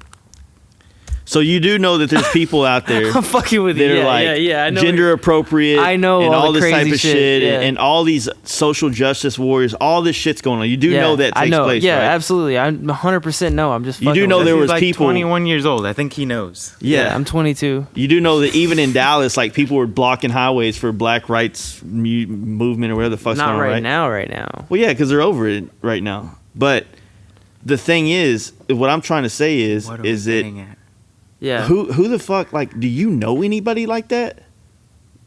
Do you Are you a personally know? conspiracy theorist right now? No. he's like, do you even know? No, I'm How saying, can you like, say the Illuminati exists if you don't know any of them? if you shut your fucking mouth, you can understand what I'm trying to say. I think All I'm we're on saying a is- weird track right No, now. I'm saying what I'm trying to say is that, like, all this stuff is what you hear about in the news, but realistically, we don't really know any of these type of people, Right. Because the scenes that we're in, we're not. Like those people are using that to identify with. That's their Right. team. That's their culture. And that's the path of life they take. So and the people that's they what hang they're out with. doing to make them feel like they're a part of something. And we chose motorcycles, so we don't really have those people in our world. Right. Right, so we do take a kick out of like an old vintage motorcycle or a picture that looks like it was taken 100 years ago or whatever. the case. Yeah, I mean, I love. There's old cool shit shit like that. about it, but you also don't really see us like, hey man, let's go stand in fucking in the middle of the highway and protest. Like, we don't do shit like that because we got stuff to do. You know what I mean? And we got things that we're building, and you know what I mean. So that's my point. My point is like, there's a lot of shit going on in the world, and we're all looking for like a team to be on or a thing to stand behind or stand up for or whatever it is. And Yeah. like the chopper scene is into old shit. They're like old stuff, and all the people that like old vintage stuff from antiques. You know what I mean? Like our grandmother. I love shit like that. I mean, I'm not knocking it at all. But I mean, also, I do whatever the fuck I want, and I'm into whatever the fuck I want. Yeah, and that's You kind of know what how I mean? all of us are. I mean, So I stand Mike for builds myself. bikes that everybody hates on Instagram, Right. and Bike, not bikes. One I bike. thought everyone was One going to bike. hate the other shovelhead, but nobody does. And I guess that's why I had to step it up on this one, because I totally thought, dude, when I finished that one, I was so ready for it all. And everyone's like, dude, that thing's awesome. I'm like, not what I was expecting. But, Right. I guess I think it's fucking awesome. that's how it goes sometimes.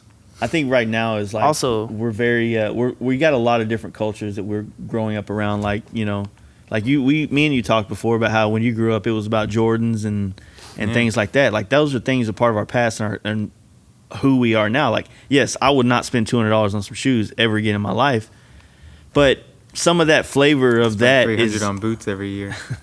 Hey, that's boots are once a different, year, and you can wear the fuck out of those. And though. my job pays for them. So Yeah. yeah. So you ain't there's even- like there's things that we grew up that's way different than the life we live now, right? Yeah. But they're still a part of who made, like those things made us who we are. You know what I mean? In a sense. Oh yeah, and I mean, people talk about how dumb these kids are doing all this and that, whether they're protesting or the stupid shit they do. But man, I can't get into the amount of stupid shit I did when I was a kid. Right. I mean, that's why I don't give Jesse as hard a time as some people, because I'm like, he's basically a kid. At 21, Yeah. I was no better than him. I mean, Well, like I said, we're thankful that he's not like a girl one day and a boy the next day. Yeah. You know, like. but I mean, Dude, for you for do a my lot of dumb shit in for your my teenage fucking years and age, man. 21. Yeah. I'm the only adult in my age group. Like everybody I know that I hang out with that's my age, I'm fucking way better off. He than only they seems are. retarded because he's 10 years younger than us. Yeah. So apologize for my age. Yeah. Yeah. So I mean, can't or help you that. could look at it from like, yes, he's the adult in the people he's around because he's constantly surrounded by older people that have more wisdom Right. that ingrain it Kind into of scary what your group is like, though. I don't really have a group. You guys are my group. I Aw. just like He I've- fights to not be a part of our group oh, because he's fucking like, hate I it. don't want to be, dude. Like I hate hanging out. Like So are you still Well- sober? Let's ask that, because I know you were talking about going sober. Mostly. Mostly. Like I'll yeah, still he didn't drink last night. I think. I'll Okay. drink, but like I'm definitely not drinking liquor anymore. I think So I'm all just the done with coolest liquor. people you know are sober. Yeah, I mean it's true. Me, Yeah, Mark, I'm not drink. I'm just not drinking Oliver liquor. sober. I think Jace needs to calm down with his drinking. Jace you know isn't what? cool enough to be I sober. drink because Adam Gould you is work sober. for me. Yeah, Adam's Austin cool. Todd sober. Yeah, There's dude. a lot of sober guys out there. I'm I not. have to drink to deal with all this bullshit I deal with every day having this fucking See, kid. you would have less do bullshit some fucking if you yoga, didn't drink. man. Really? Okay, so you own a business. Really? And you start He said your really. hours are the hours of your business are 10 to 7 and this motherfucker shows up at 11:30 and then takes a lunch 30 minutes later and then wants to go home at 5. I rarely do that. You tell me and then You shouldn't let that lead you to drinking, Jace. well it does because you how many times a week How many do bikes I are bitch you out? Huh? How many times a week do I bitch you out about something? I don't know. Every day it feels like. So, yes, we have a lot of bikes that are ready for me to do my artwork on. What does he do? He sits on his ass on the phone while I'm walking around on slippery fucking dirty floors because he doesn't know how to sweep. He sweeps like I a sweep goddamn every day. millennial. No, he doesn't. Hey, we're millennials. He's not a millennial. Yeah. Whatever. I'm an What do 80s they baby. call you? Yeah, I'm- 80s babies are I'm millennials. 80s babies are in. What are you? millennials. I'm still a millennial. I was the last year for it. 95. Yeah. All right. Weird. Anyway. Queer. That's why you're not eating Tide Pods, huh? Probably. Those guys are weird. That's Generation Y. Is that what they calling them? Yeah. Generation Y? What the fuck? Generation Y. Like literally, why the fuck are you doing that? Good to know. I feel like I learned something. Yeah. But nah, man. I think you just have to appreciate the things that you have. I just want to see you stepping up your paint more, man. You're young. I do. That's I just so do it. much I do things opportunity so. here. I do a lot of things so on the down low, man. I don't really get on social media, man. I'm not talking about social media. Man, I know you in real life, no, bro. no, no, You no, act no, like I only know no. you But online. listen. No, I mean, by like this, like I do things like that. I just don't talk about it. I don't post it. You know what I mean? I don't go out and I'm not like bragging. I don't. Okay, so we're give gonna a find fuck. out some kind of trade we can do where I can help you out, and you Yeah, paint my well, shovel. Give me head some so fucking we bike can parts. I guess man. the argument for that, like what you just said, like you don't brag about it. Put it like this: if you did not have me and you were doing this, the only way you would be able to make yourself Is if I available- bragged about it. It's not bragging. It's called promoting yourself. I'm It's like I've never done that. Yeah, I don't if even you- do that for my music. I just post it up and I'm like, I've heard oh, it. I got I one wouldn't. like, hell yeah. I'm just kidding. I never even heard. no. it. It I just don't- there's- I It's don't- not bragging, man. Bragging is I feel shitty if I talk good about myself. you're not talking good about yourself. Look at anything we post. It's never like, hey, look how good we are. No, it's like, hey, just if you read Check it out. If you read Yeah. anything that I've ever posted on our social media for our business with our paintwork on it, it's never Right. bragging. It's never Yeah, like and saying you don't, that we're better you don't than have somebody. to brag because I never because had to. They see that and they're like, okay, that speaks for itself. But when you get some dude who's just doing, color changes or simple No, graphics, see, that's where you're not seeing it though, because The thing is that right there looks great. I guess, you like it. Everybody liked it That's one online, of my favorite right? paint jobs you've ever done. But to me, I look at that and compared to like my buddy Jeremy from Lucky Strike, like I'm like, that's nowhere near the level of his paint work. Yeah, and that's nowhere near you're Ryan's airbrush. You compare yourself. But that's constantly. why I don't. No, it's not that I'm comparing. It's that I don't. I'm not gonna go out there and say that my shit's better than anybody else's or that it's good. I'm just gonna. You're looking for somebody to give you a level to be at, and at some point, I don't want to put my foot in my mouth and say that it's the best thing ever or you should follow us. We're one of the best. I don't like saying that stuff. I don't think you should. And I'm not saying that I would say that. I'm just saying I don't. Well, that's what bragging would be. Now, what we do is we just show the world what we do. Yeah. And that's kind of like what I'm trying to say is that when you do anything for a living, self-employed, you have to find a way to self-promote. Whether, some people take the more arrogant bragging way. Yeah, some people are just showing like, hey, look, I know how to do this. This is what I do. It's just all about how you present it. And I also have like, I don't know. I do that shit. I don't really post. I don't really use social media. I mean, I spend more time on Reddit now researching shit than I'm a fucking nerd, dude. That's fine, but I don't like people. I'm such a millennial right now. Yeah, I guess that's where our issues come because a lot of what is here, this business and everything, like you helped build it all, right? Yeah, but I feel like I have no part. You know what I mean? Like I don't feel like I did this. I don't feel like I helped you. I feel like I was just here. You know what I mean? Everything. No, yeah, yes, you were here. I sanded and buffed and worked late and did all that shit. Yeah, but it's about people got to own every small part of their business. I'm not entitled to anything. I don't entitle myself to anything. I think that goes with my shitty confidence too. Right? Y'all, I just want y'all to know I'm not a marriage counselor, so. Oh, I forgot we were doing a podcast. Yeah. No, but how do you? Okay, Mike. How would you like? How do you like? Where do you gain inspiration from? Like, what made you want to do anything you've ever done on a bike? Like, why? I mean, he's obviously getting more inspired to do things so he can get parts for his bike now, as he just said. Also, music parts. So, if we're really gonna be honest, yeah, like there's a guitar I really need, not want. So. I don't know. It's just about like finding what motivates you to do things in life, Yeah. And shit for me, just pictures of other bikes and what people are doing. Like I've said before on my Instagram, I mean, my favorite stuff is the guys who post up a lot of progress stuff on how they build stuff. For me, it just makes it look really fun. Yeah. Like there's a handful of guys out there. There's a guy like Al Emerson, which I mentioned earlier. Like he does a lot of that, showing a lot of like detailed pictures of stuff he's making. Another guy like SNS Customs, I think is his name. He does a lot of that stuff.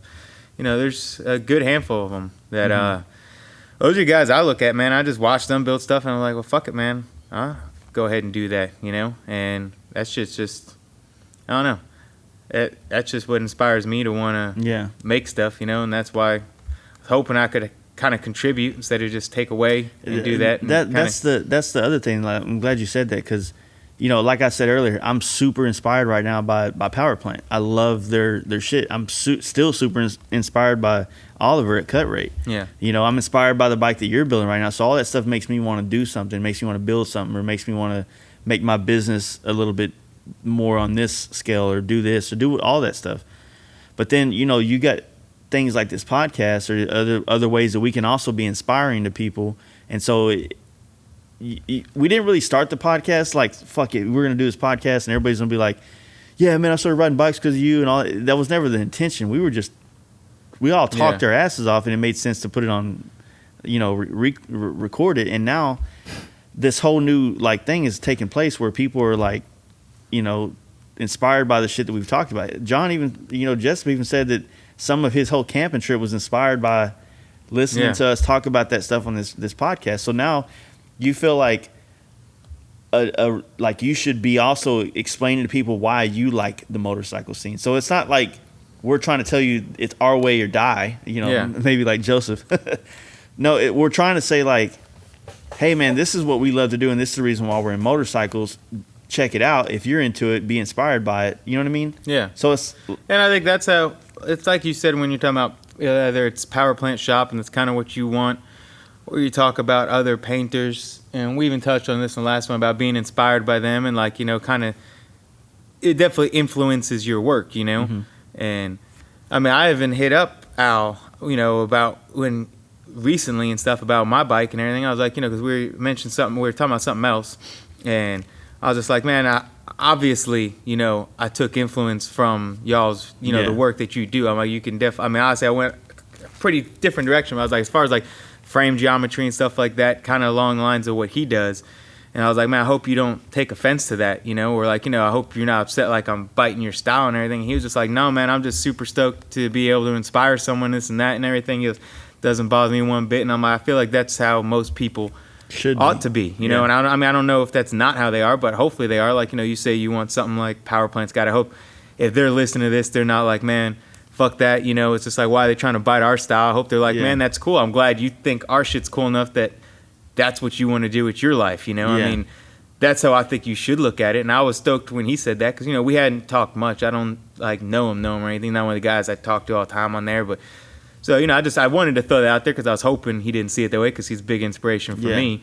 And so it's cool to hear that. And I don't know. I mean, like I said, that's what I think it should be. It's just, you know, everyone should just be trying to get inspired from people, you know, take something, this, that. Like I said, it pushes the envelope is what it does. And it's like, brings up like a whole nother thing, like, you know, going back to the whole culture. And like I've seen you, like we were at the Giddy Up, and you why do I never remember that name? The dude who rode your bagger. James. He's one of those guys I just can't fucking get his name. Yeah. And like, you know, you let him ride your bagger down there. And I mean, the brand new bagger, done all this work to it. I mean, what, you got like 2,000 miles on it or something, right? Or I had 1,700 miles on it, and then I let Jetty ride it to Daytona. That's right, yeah, but even before that. But then did I really just forget his name again? James. What the fuck? Most of the miles on it. But yeah, and then you let him ride. He didn't even ride down with you because you rode the van. Yeah. And so you're letting the dude just take your bike, brand new. Well, he's family though.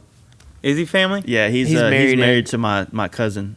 Okay. Yeah. But I mean, never mind. No. Fuck that point. But still, you know, you're letting dudes ride your brand new bike. I don't know what a bike like that costs, but it ain't cheap. You know, just hop on, ride. Yeah. You know, like I said, that's what we need more of. I think that's why, like I said on that post, is that people surprised I let Dan take that bike. Like I wasn't trying to like spotlight what I did, just more like that's what it should be. Like I said, I mean, dude let me ride his knuckle that didn't even know me. Like shook hands. Oh, hi, I'm Mike. Can I put a bike on your trailer?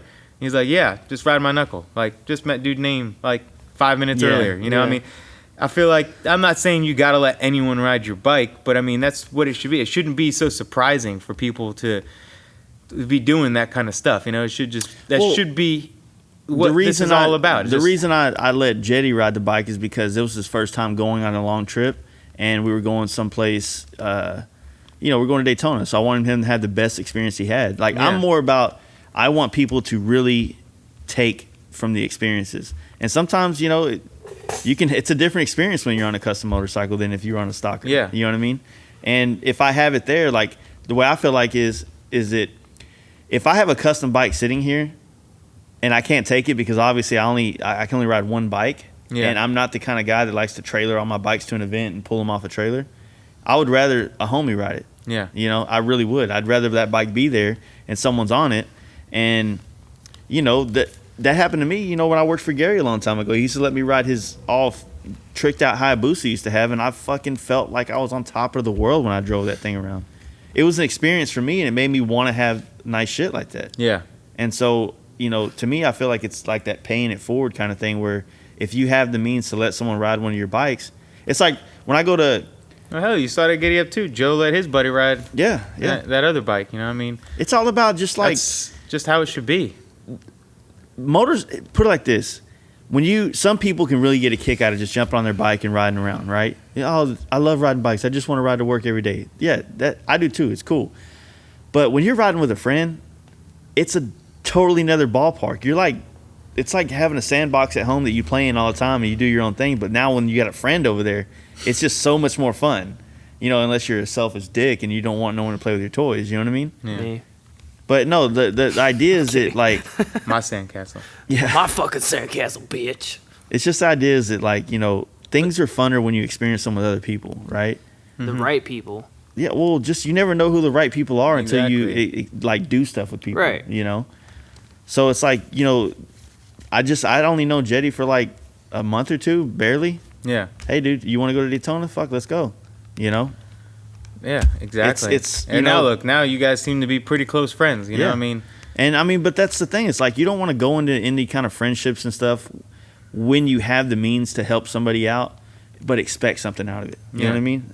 It's like, dude, I got opportunities. We can go here and we can have a great time. Like I always have the opportunities to help people out. Like, hey, you want to go party with us the whole time at Giddy Up? We got a vendor space, blah blah blah, or we got this, or we're going to Rock Rally, or whatever the case may be. I'm kind of like, I know a lot of people, so people let us in the shit for free and stuff like that, right? I like to share that with all my friends because I feel like experiences mean more when you can talk to somebody like, hey, remember a long time ago we did that? Yeah. It's more valuable than like, hey, no, you weren't there. I was alone on that trip. Yeah, nobody knows what happened, so everything could be a Man, lie. I like those alone trips. I know exactly what you mean, but I do dig the fuck out of a nice I do solo too. ride. There's that. Although my solo rides are generally with my wife, so I guess there is still somebody there, just nobody else riding with me. Yeah, there's a level to like wanting to like I want to ride to California by myself, but also I plan to ride to California once a year for the rest of my life. So I got plenty of times to do it. What are you gonna do if you move there? You gonna ride to Texas? Yeah, definitely. There you go. I definitely come back because when I was in California for a couple of months once working, man, I missed a lot of my friends from Texas. You know what I mean? I was. Man, you're way too emotional, man. You can't leave. You'll be missing the He's fuck out of emotional. everybody. Yeah. The first night you ain't got nothing to do, you're gonna be like, I miss Texas. You're making a post and shit. You'll be drunk and you'll be like, I miss all my friends in Texas. Nah, I just be handling all my way better friends from NorCal. Yeah. They like come out and ride bikes with me and That's how drink with me. replaceable we are. Why are you looking at me? No, I was just looking over there. We're so Yeah. replaceable.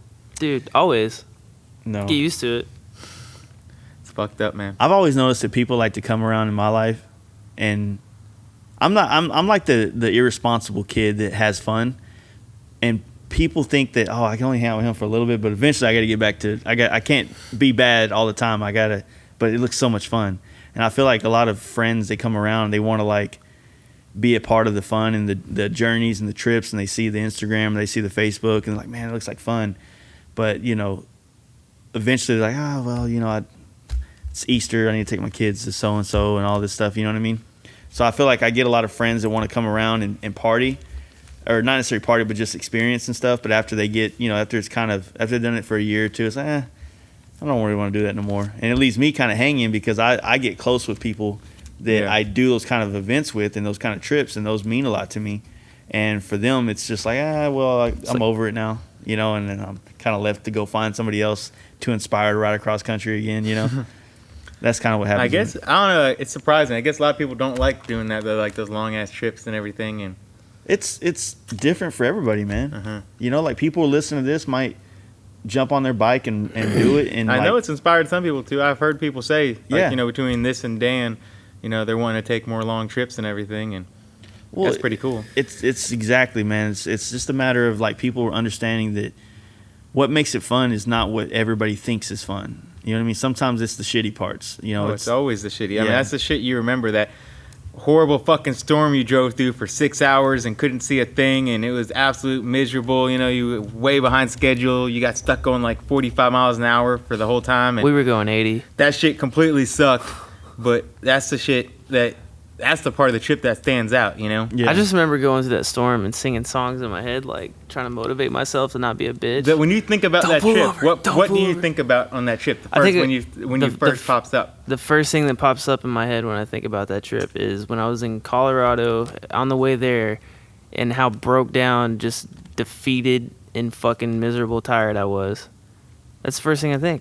Yeah. And then I'm like, and then somebody's like, do you want to do it again? And most of the time I'm like, no, but I'm going to. Like, See, I'm like, yeah, definitely. I really don't. I don't want to do it again, but I'm going to. For me, it was when you like I hate going through that. when you go through those long trips, you know what I mean? Like it becomes like I've done a handful of 1,000-mile trips. Like I've done that in 24 hours a handful of times. So I don't really have a desire to do it anymore. I'm about to set a new record though. What? That sidecar trip. Yeah, that doesn't look fun to me. It doesn't look fun to me either, but it's gonna. Well, it's like when I brought up with Danger Dan about how in my head I know how to do trips and get the best out of them, but for some reason all that knowledge of past trips went out of my head when I went to Daytona, and I just main highwayed it all the way there, and I had a horrible time, and I was kind of like lost and dumbfounded by like, man, that sucked. Why was this not fun? And then I didn't realize it. Yeah, it's because I took the main highway all the way there, and that's never fun because you're always like going balls to the wall as fast as you can. And it can be, well, depending on where you're going, but that's not, there's nothing. There's some parts you got to get on the main highway, but there's certain parts that, if you just blast from here to NorCal, straight highway the whole way, by the time you get to California, you're going to hate yourself. Because A, you missed up a lot of cool shit between here and there, and B, you're talking about longer than 24 hours of straight pounding, plugging miles just to get to point A to point B. Yeah. And that's not what the trips are about. It's all the shit in between. You know what I mean? And I learned that the first time I did my drive to California when I just balls to the wall out there. And I missed so much. And I was always behind the clock. I was always trying to catch up because of lost time for whatever reason. You know what you need to do, man, is once you get that shovel, is you need to go take a trip on that. I plan to. That's totally what I plan on doing. It's a whole nother feeling then. And I plan to do that with the intention of like, not trying to push it as hard as other things, but it slows you down naturally because the bike can't handle the kind of speeds that a FXR, newer Dyna, whatever can. And obviously, I don't have a 6-speed and stuff like that, and a tank that'll go over 100 miles to Depends on what tank you put on it. Yeah. So, I mean, you're kind of forcing yourself to slow down and take in. Well, it's more just the aspect of an older bike, too. There's more worries about breaking down and this and that. It's just, how it is. Like, you talked about that before when you took your... Or no, Mark talked about that when you guys first met. He took his old bike. I mean, it's just that on another level. The older you get, the more of an aspect that comes into play in the bike. When you're going on a long trip.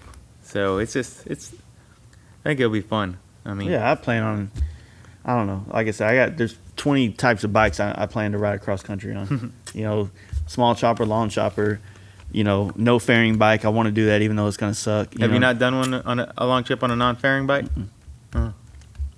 Nope. I think the longest I've ever done it was going from San Antonio to Dallas. Not as bad as guys like Joe make it seem. Yeah. I definitely can do it. People do it all the time. I'm going to do it on a shovel with no fairing. I'm not going to put a fucking RT fairing on a hardtail shovel. It might be cool though. No, it will not be cool. Stop right there. Don't do it. No, but that is the point though, man. The point is like doing these trips and gaining something different. Like how do you get something different when you take the same trip 4 times in your life? It's a different bike or a different mindset. And sometimes like people aren't ready for that. So like they take that trip and it doesn't mean shit to them, as opposed to me, it was like the most life-changing experience. Yeah. So it really is like somebody that's going into the trip with the kind of mindset of what are they going to get out of it, not like, hey, I'm going to fucking Cali tomorrow, like, hey, I'm going to ride a bike, but we're going to Cali. Like, if the only thing is going to Cali, then, you're going to miss the purpose of that trip, you know what I mean? Right. So, I don't know. It's a weird, like, psychological deal that I'm definitely not qualified to talk about, but we'll talk about all day long. Well, that might be, hey, if I go to Born Free, that's probably I'll be just blast out there. You're going to hate it. Probably. Be getting passed up by 18-wheelers, sketchy as fuck all the time, Why passed? Dude, they fucking haul ass on main highways in the middle of nowhere. We're going to do 8... You're going to, like, keep it... Dude, you'll be doing 90 miles an hour and you'll be getting passed up by people, straight up. You know what I mean? And that's Never been out there, not the Southwest. Just period. Like, you go fucking west on 20. It's really bad in Colorado. Dude. Those motherfuckers are insane. Yeah, they drive down those mountains like it ain't shit. Yeah. Going 100 miles an hour. Yeah, and you're like, dude, like, there's a fucking mountain. You're going 90, and you're like, oh, I might die. And they're like, no. It's sketchy as fuck, dude. But, yeah, there's I don't know, man. I don't know. What people get out of this is cool, man. It feels good to get those messages you get, you know what I mean? Like, yeah. Whether it's a paint job, or they like the paint work, or they're listening to it for the paint shit, or the I don't know what anyone's listening to this one for. All the things I've done lately, I think just because we released it, probably. Fuck, this guy on again? Out of all the things I've done lately, the most life-changing thing I've done is Giddy Up. Yeah, that night. that's cool. Which one? The bad one. The bad one? Yeah. How You did it change remember your it? life? Yeah, I remember it. Remember it very well. Has anyone explained it to you? Like, you No, sure not, you remember not, it right? Not thoroughly. Well, yeah, explain. How is it life changing? No, explain to what it was then. I Your don't care. perspective on his life. Yeah, what was change. your perspective? You want me to? Yeah, dude, I don't give a fuck what people hear. I don't care. Yeah. I don't care what they think. We're an open book here. Yeah. Okay, I won't go into too much detail. No detail. No, No. detail. I won't go into too much detail. So, what happens at Giddy Up stays at Giddy Up, something like that. But Okay. Got butt raped. I wasn't going to go there, Jace. His girlfriend pulled out something and it got weird, but no. I got pegged. Nah. No. Yeah, not no, really. dude, I'm you not just gay, got guys. completely shit-faced like a 21-year-old does. And That was the first time I'd ever really been that shit faced before. yeah, and you just got super depressed. And Yeah. it was a little embarrassing for us. I'm For sure it was you. embarrassing for everybody. I know. Because you were just super bumming on life, talking about how horrible your life was and this and that. And Yeah. we're just like, dude, we're just trying to get you to go to sleep and sleep it off, but you weren't having any of that. And, Mm-mm. I remember falling asleep in that chair by the fire and then waking you fall up. asleep and somebody walked by like, shh. And then I Jesse's woke up. asleep. I mean, Or Jesse's asleep. Yeah. And somebody makes it, hey, and we're like, fuck. And then we see her eyes pop open. We're like, God damn. I fucking woke back up and I went right over to the thing. I got another beer, chugged it, threw it on the ground, fell back asleep on the chair, woke back up. Dude, I was fucking... Dude, Yeah, you that were changed just- my life because I realized that put perspective on how negative I see things. Yeah, you were looking at everything super negative that And night. that's just me. Like, I'm just a negative fucking person. You know what I mean? And it's like, that's why it changed my life, is because now... So why are you so negative? Because now I feel like... No, because I'm still negative right now because I feel like I'm like reserving myself so I can kind of figure what the fuck I'm doing right now before I go out and try to be social again and, continue being a negative asshole or whatever. I don't know. It's like it put in a perspective on the way I look at things in a way I didn't realize I was looking at You things. got a good life right now, man. No, I'm not You got I'm not a the good best and job, I'm not the doing best cool and I'm not shit. the worst, but also with stuff like this there's no like real stability. I'm scared to make decisions in life that are like, super permanent. Like So what? like moving or something, doing anything like that, cuz I don't know when he's going to get mad one day and fire me. You know what I mean? Well, that would actually, I mean, the answer That to has a lot to do with me as so well. You have the power over that. I mean, Yeah, and that's what I mean, and that's what I mean by like the negativities. Is it's like really just fighting with myself as to like my perspectives on what the fuck I'm doing with life. You know what I mean? It's like trying to force myself to realize that I am in control of a lot of the shit that I do, as opposed to feeling like like a victim or anything. You know what I mean? You know, I tell him this all the time. I was like, this shop, what we got going on, we're at the cap of what we can do until he steps up and does something. Like I can't do anymore. Like you know what I mean? Like I'm mentally tapped out. I'm physically tapped out. That's why I'm trying to push him to. So it's like our shop has hit the cap of where it's at because we're waiting on you to pick up. You know what I mean? So it's one of those deals that I think that like that drinking deal that you went, when you got fucking super shit faced, and I even said it, joking on your Facebook and stuff, but I feel like every once in a while you need that. Maybe not every day, like go Yeah, get shit faced, but absolutely every not. once in a while you need to get drunk and you need to really understand, the true feelings that you have. And like I said, in that post that I put on your Facebook, it's like, you can't necessarily blame the alcohol because it wasn't the alcohol. No, it's what what's- you do what's already every there, day. what's Yeah. underlying. It's how Yeah. you live your life that really defines, what comes out when you're drunk. I mean, if you're an insecure, negative asshole, then you're going to be that when you're drunk. If Right. you're a happy and, complacent kind of person, then, you're just enjoying. You're like, fuck, Mike, I'm so glad to see you, blah, blah, blah. You know, Right. you're just there to have a good time and you're just. Well, I think parts of it is it's like I don't take entitlement into anything I do. Like I separate myself from everything that I do, no matter what it is. So I never feel like I'm producing anything worth a shit. When it comes to anything, music, work, anything I do in my life, I'm just like, it is what it is. I did it. Even if people are like all day, oh, it's badass. I still don't see it as something that I should be proud of. Yeah, so I don't really know. And that's what I mean. That's shit that I have to work out with my own self. Well, so when it comes to you trying to work things out, I guess that would be what is that called? I don't know, like a separation from a lot of things. I separate myself. Yeah. So basically, it seems like what you do to fix your problem is to add more fuel to the fire by separating yourself from human interaction. You say you have social anxiety, I guess is what you would call it, right? Yeah. So you're not going to get over that social anxiety by staying antisocial. Well, yeah, I mean, I still go out and I talk to people, and then I make like awkward comments or have awkward conversations like this. You don't even need to be a social person like Jace is, but don't mean you need to. Like I said, I don't go out. I don't talk to nobody. I mean, I feel pressured into doing that, though. No, I pressure them too, because the thing is that this isn't a shop with 5 people. So everything that we do inside the shop and outside the shop has an effect on the shop. Yeah. And so if you got me going home and doing social media and trying to promote our business, and then he's going home and checking out, it's kind of hard for me to, because I look at it from a perspective of how many kids out there would love to be in this shop, right?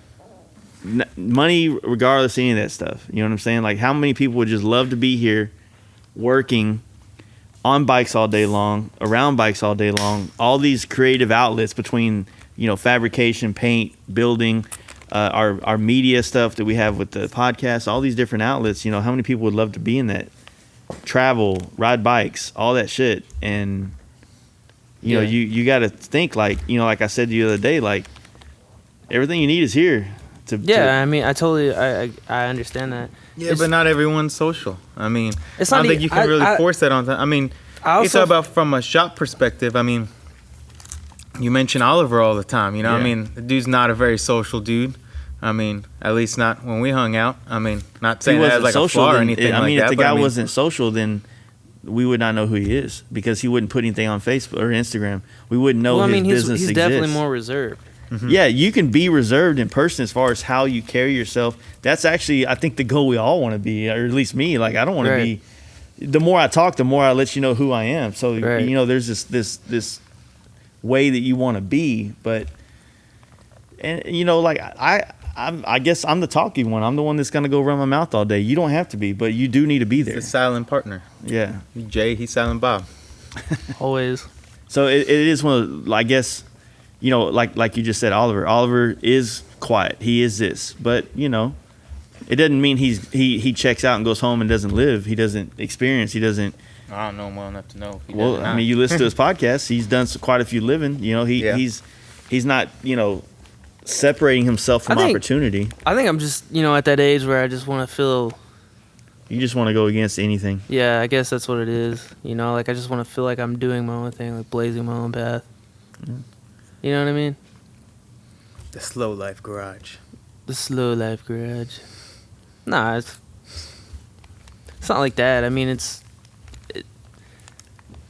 I'm not saying that's what I want to do, but I'm saying I think that's what my brain thinks it wants to do. Does that make sense to you?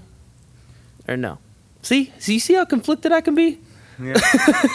Like I say all the time, man, you sound like you're young. Yeah.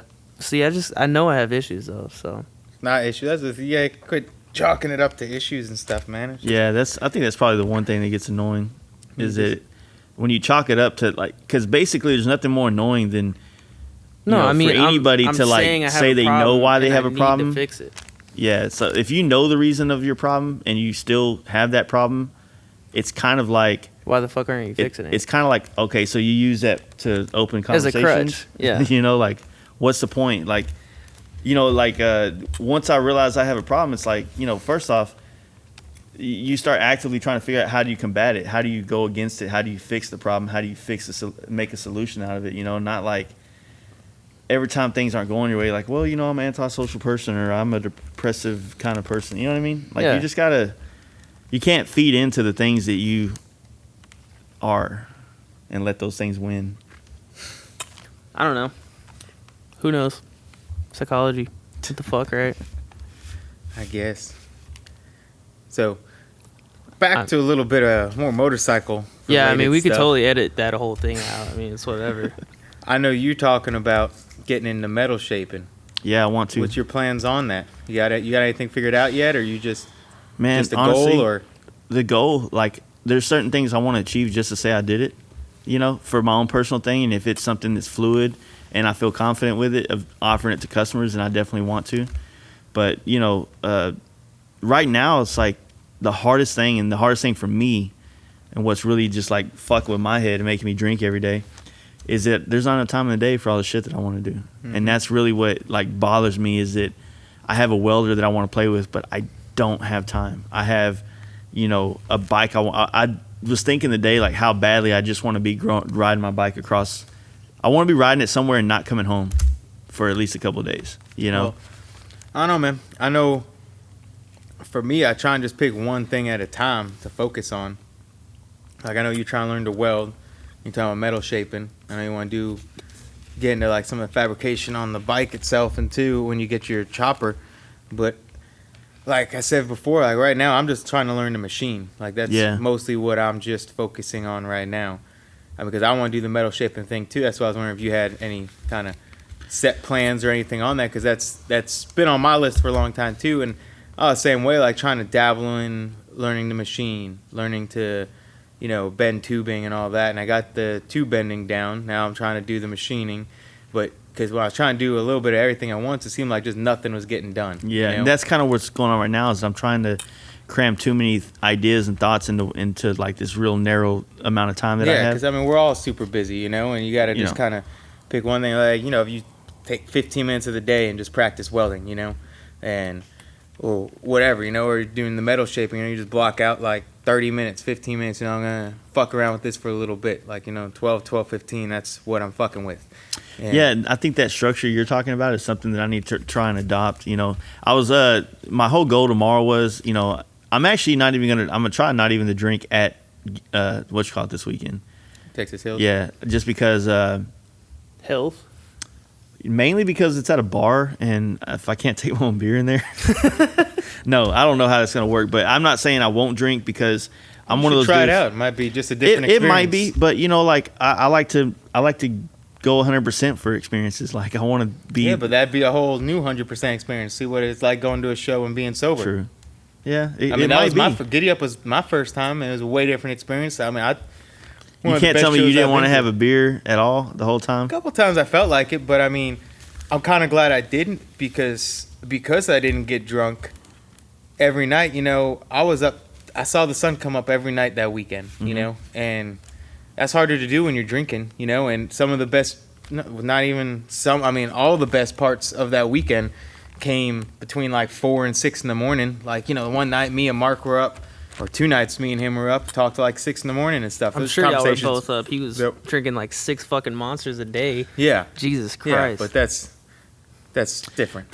For me, with the beer thing, is, you know, I didn't grow up drinking, so this is not, you know, I'm not like some dude that's been drinking since I was 15 or anything, but it's the idea of like achieving something. Like when you work your ass off and you're like finally at this place that you've been planning to go to, and you're with your friends, and you're like, that beer is like the christening of like a great time for me. Mm-hmm. You know, it's I understand. That's how it always was for me. When you ride across country and you finally get to the destination, it's like you want to share a beer with that person you accomplished something with, you know. And yeah, I mean, in true alcoholic form, like we find all these different ways to share the great time with a beer, you know. Or what if like fucking part? You say Jesse's driving you crazy, he's pissing you off, and you need a drink, right? Like that happens. Well, you know, for me, what I end up doing is that my mind's always 100 miles an hour. Like, trust me, you don't fucking do all the shit that we got going on and all the things we're trying to do if you're not constantly just ideas firing off all the time. So honestly, sometimes a beer is just dumbing those senses down so that my head is a little bit clearer. Check this out. How long does it take you when you go drink a beer because Jesse's pissed you off?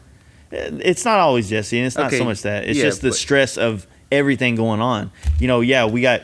Well, what if you took a step back? So everything going on, you got all the paint shit, the customer shit, you got the podcast shit, you got planning for trips, you got deadlines, all this kind of shit. Stressed out, need a beer. Instead of sitting down and having a beer, you just go fucking do a little 15 minutes of welding, completely unrelated to everything else. You don't even look at it as like, you know, you're doing this to learn how about it. It's just something completely away from bike building. You're not working on a bike where you're welding. It's just to complete step away from the whole business. This isn't part of the Fast Life Garage. This isn't part of any of that. That's just, this is my getaway. Because what happens with that is it's just like anything that's hard to do. Like welding is hard to learn and get down, right? So same reason why I don't go pick up a pinstripe brush or an airbrush is because those little hard things to do also stress me out. So it's like while I'm sitting there practicing the weld, which, you know, what you're saying is something I should probably try and not just chalk it up with, oh, I've tried it. I haven't. But, you know, if I'm going to answer with the right mindset, you know. If I'm going to answer your question, I'm going to get pissed off because I keep touching the fucking tungsten to the metal and I keep having to go grind it off again. And now I don't have any more tungsten. That's the kind of shit that I deal with. Get 10 tungsten, grind both ends, and you got 20 tries before you got to hit the grinder again. So, you know, there's like things like that, you know, like I said, the same thing for a video game. Like when I'll play a video game, it's just literally something to get my mind off of everything else. You know what I mean? And the beer thing, I definitely need to fucking calm it down. You know what I mean? Like I said, it's not. Well, I mean, I've been sober a whole like 8 months, so I'm not trying to like preach on. Yeah. AA up in this bitch. Nah, I'm just saying, like, I know you got a lot of things you're trying to learn, so trying to focus that stuff. Like, that's what I'll do, because I know, I'm just saying, because I know, like, if I'm stressed out on the bike, you know, building this and whatever's not working, it's nice to. Like, you have your actual job that you can go and you check out in that. It's like completely check out. No, I mean, like. No, I completely check out. So you do the same shit every day. It's just checked out. Don't even think about shit. Well, you know, when you're stuck in the shop all day, it's especially when you're like trying to pound down a deadline or get something done or whatever the case may be. It's like you just want to get the fuck out of here. Yeah. You know, it's like the same reason why like a lot of people are always like, hey, you know, like you would bring your lunch the last couple of days. It's like I look forward to leaving here to go have lunch somewhere just to feel like I'm not in the shop, right? That's why, you know, like I'll bring my lunch, but I'll go get a drink or something. You know, it's just like that. So, you know, it gets hard to really want to buckle down and try to learn any of that type of shit. You know what I mean? When, you know, it's all at my job. Yeah. Like if you put everything in your garage at your job, like how much do you think you're going to go up there and work on that? I don't know. It's just you're there all day, and then you know, like you have this separation now that's We'll put the welder at the house. I thought about it, you know. I thought about that kind of stuff, but you know, it's just convenience. You know, it's basically like Jesse was saying, you know, he was telling you all his problems and he had all his solutions. Kind of the same thing. Just a 35-year-old runs in the family. Oh, everyone's. Now, I'm not necessarily, you know, down about any of that stuff. It's just that right now we're super busy, and that's really the biggest issue is that we have a lot going on because it's balls deep in the riding season now. It's all the events are on their way, all the trips are on their way. We're in demand, so that's kind of the thing that's not necessarily something we should complain about, but it does make things difficult. It's a lot easier, you know. It's just a lot, man. It's a lot to take in, and like I said, we're constantly trying to evolve this podcast and this business, and you know, where do we take it? What's the next step? You know, not being complacent with how things are and want to constantly grow. So you get overwhelmed, man. You know, especially me. You know, the way I am and the way I think, I'm just constantly. Yeah, I'm burnt. Well, we're at 3 hours. I think we're kind of running out of shit to talk about, to be totally honest with you. All right. It's 11:30. I still got to clear shit. I got to be at work in 5 hours. Yeah, so I think we should cut We're all this. depressed because we don't get to talk anymore. All right, man. Thanks for coming out, though, for real. And that's that. Awesome. Thanks for sticking it out all the way to the end. I don't know where we went with everything on there, but hopefully it was just something to listen to. I hope I don't get a million pity messages. Hey, man, my life was hard at 1.2.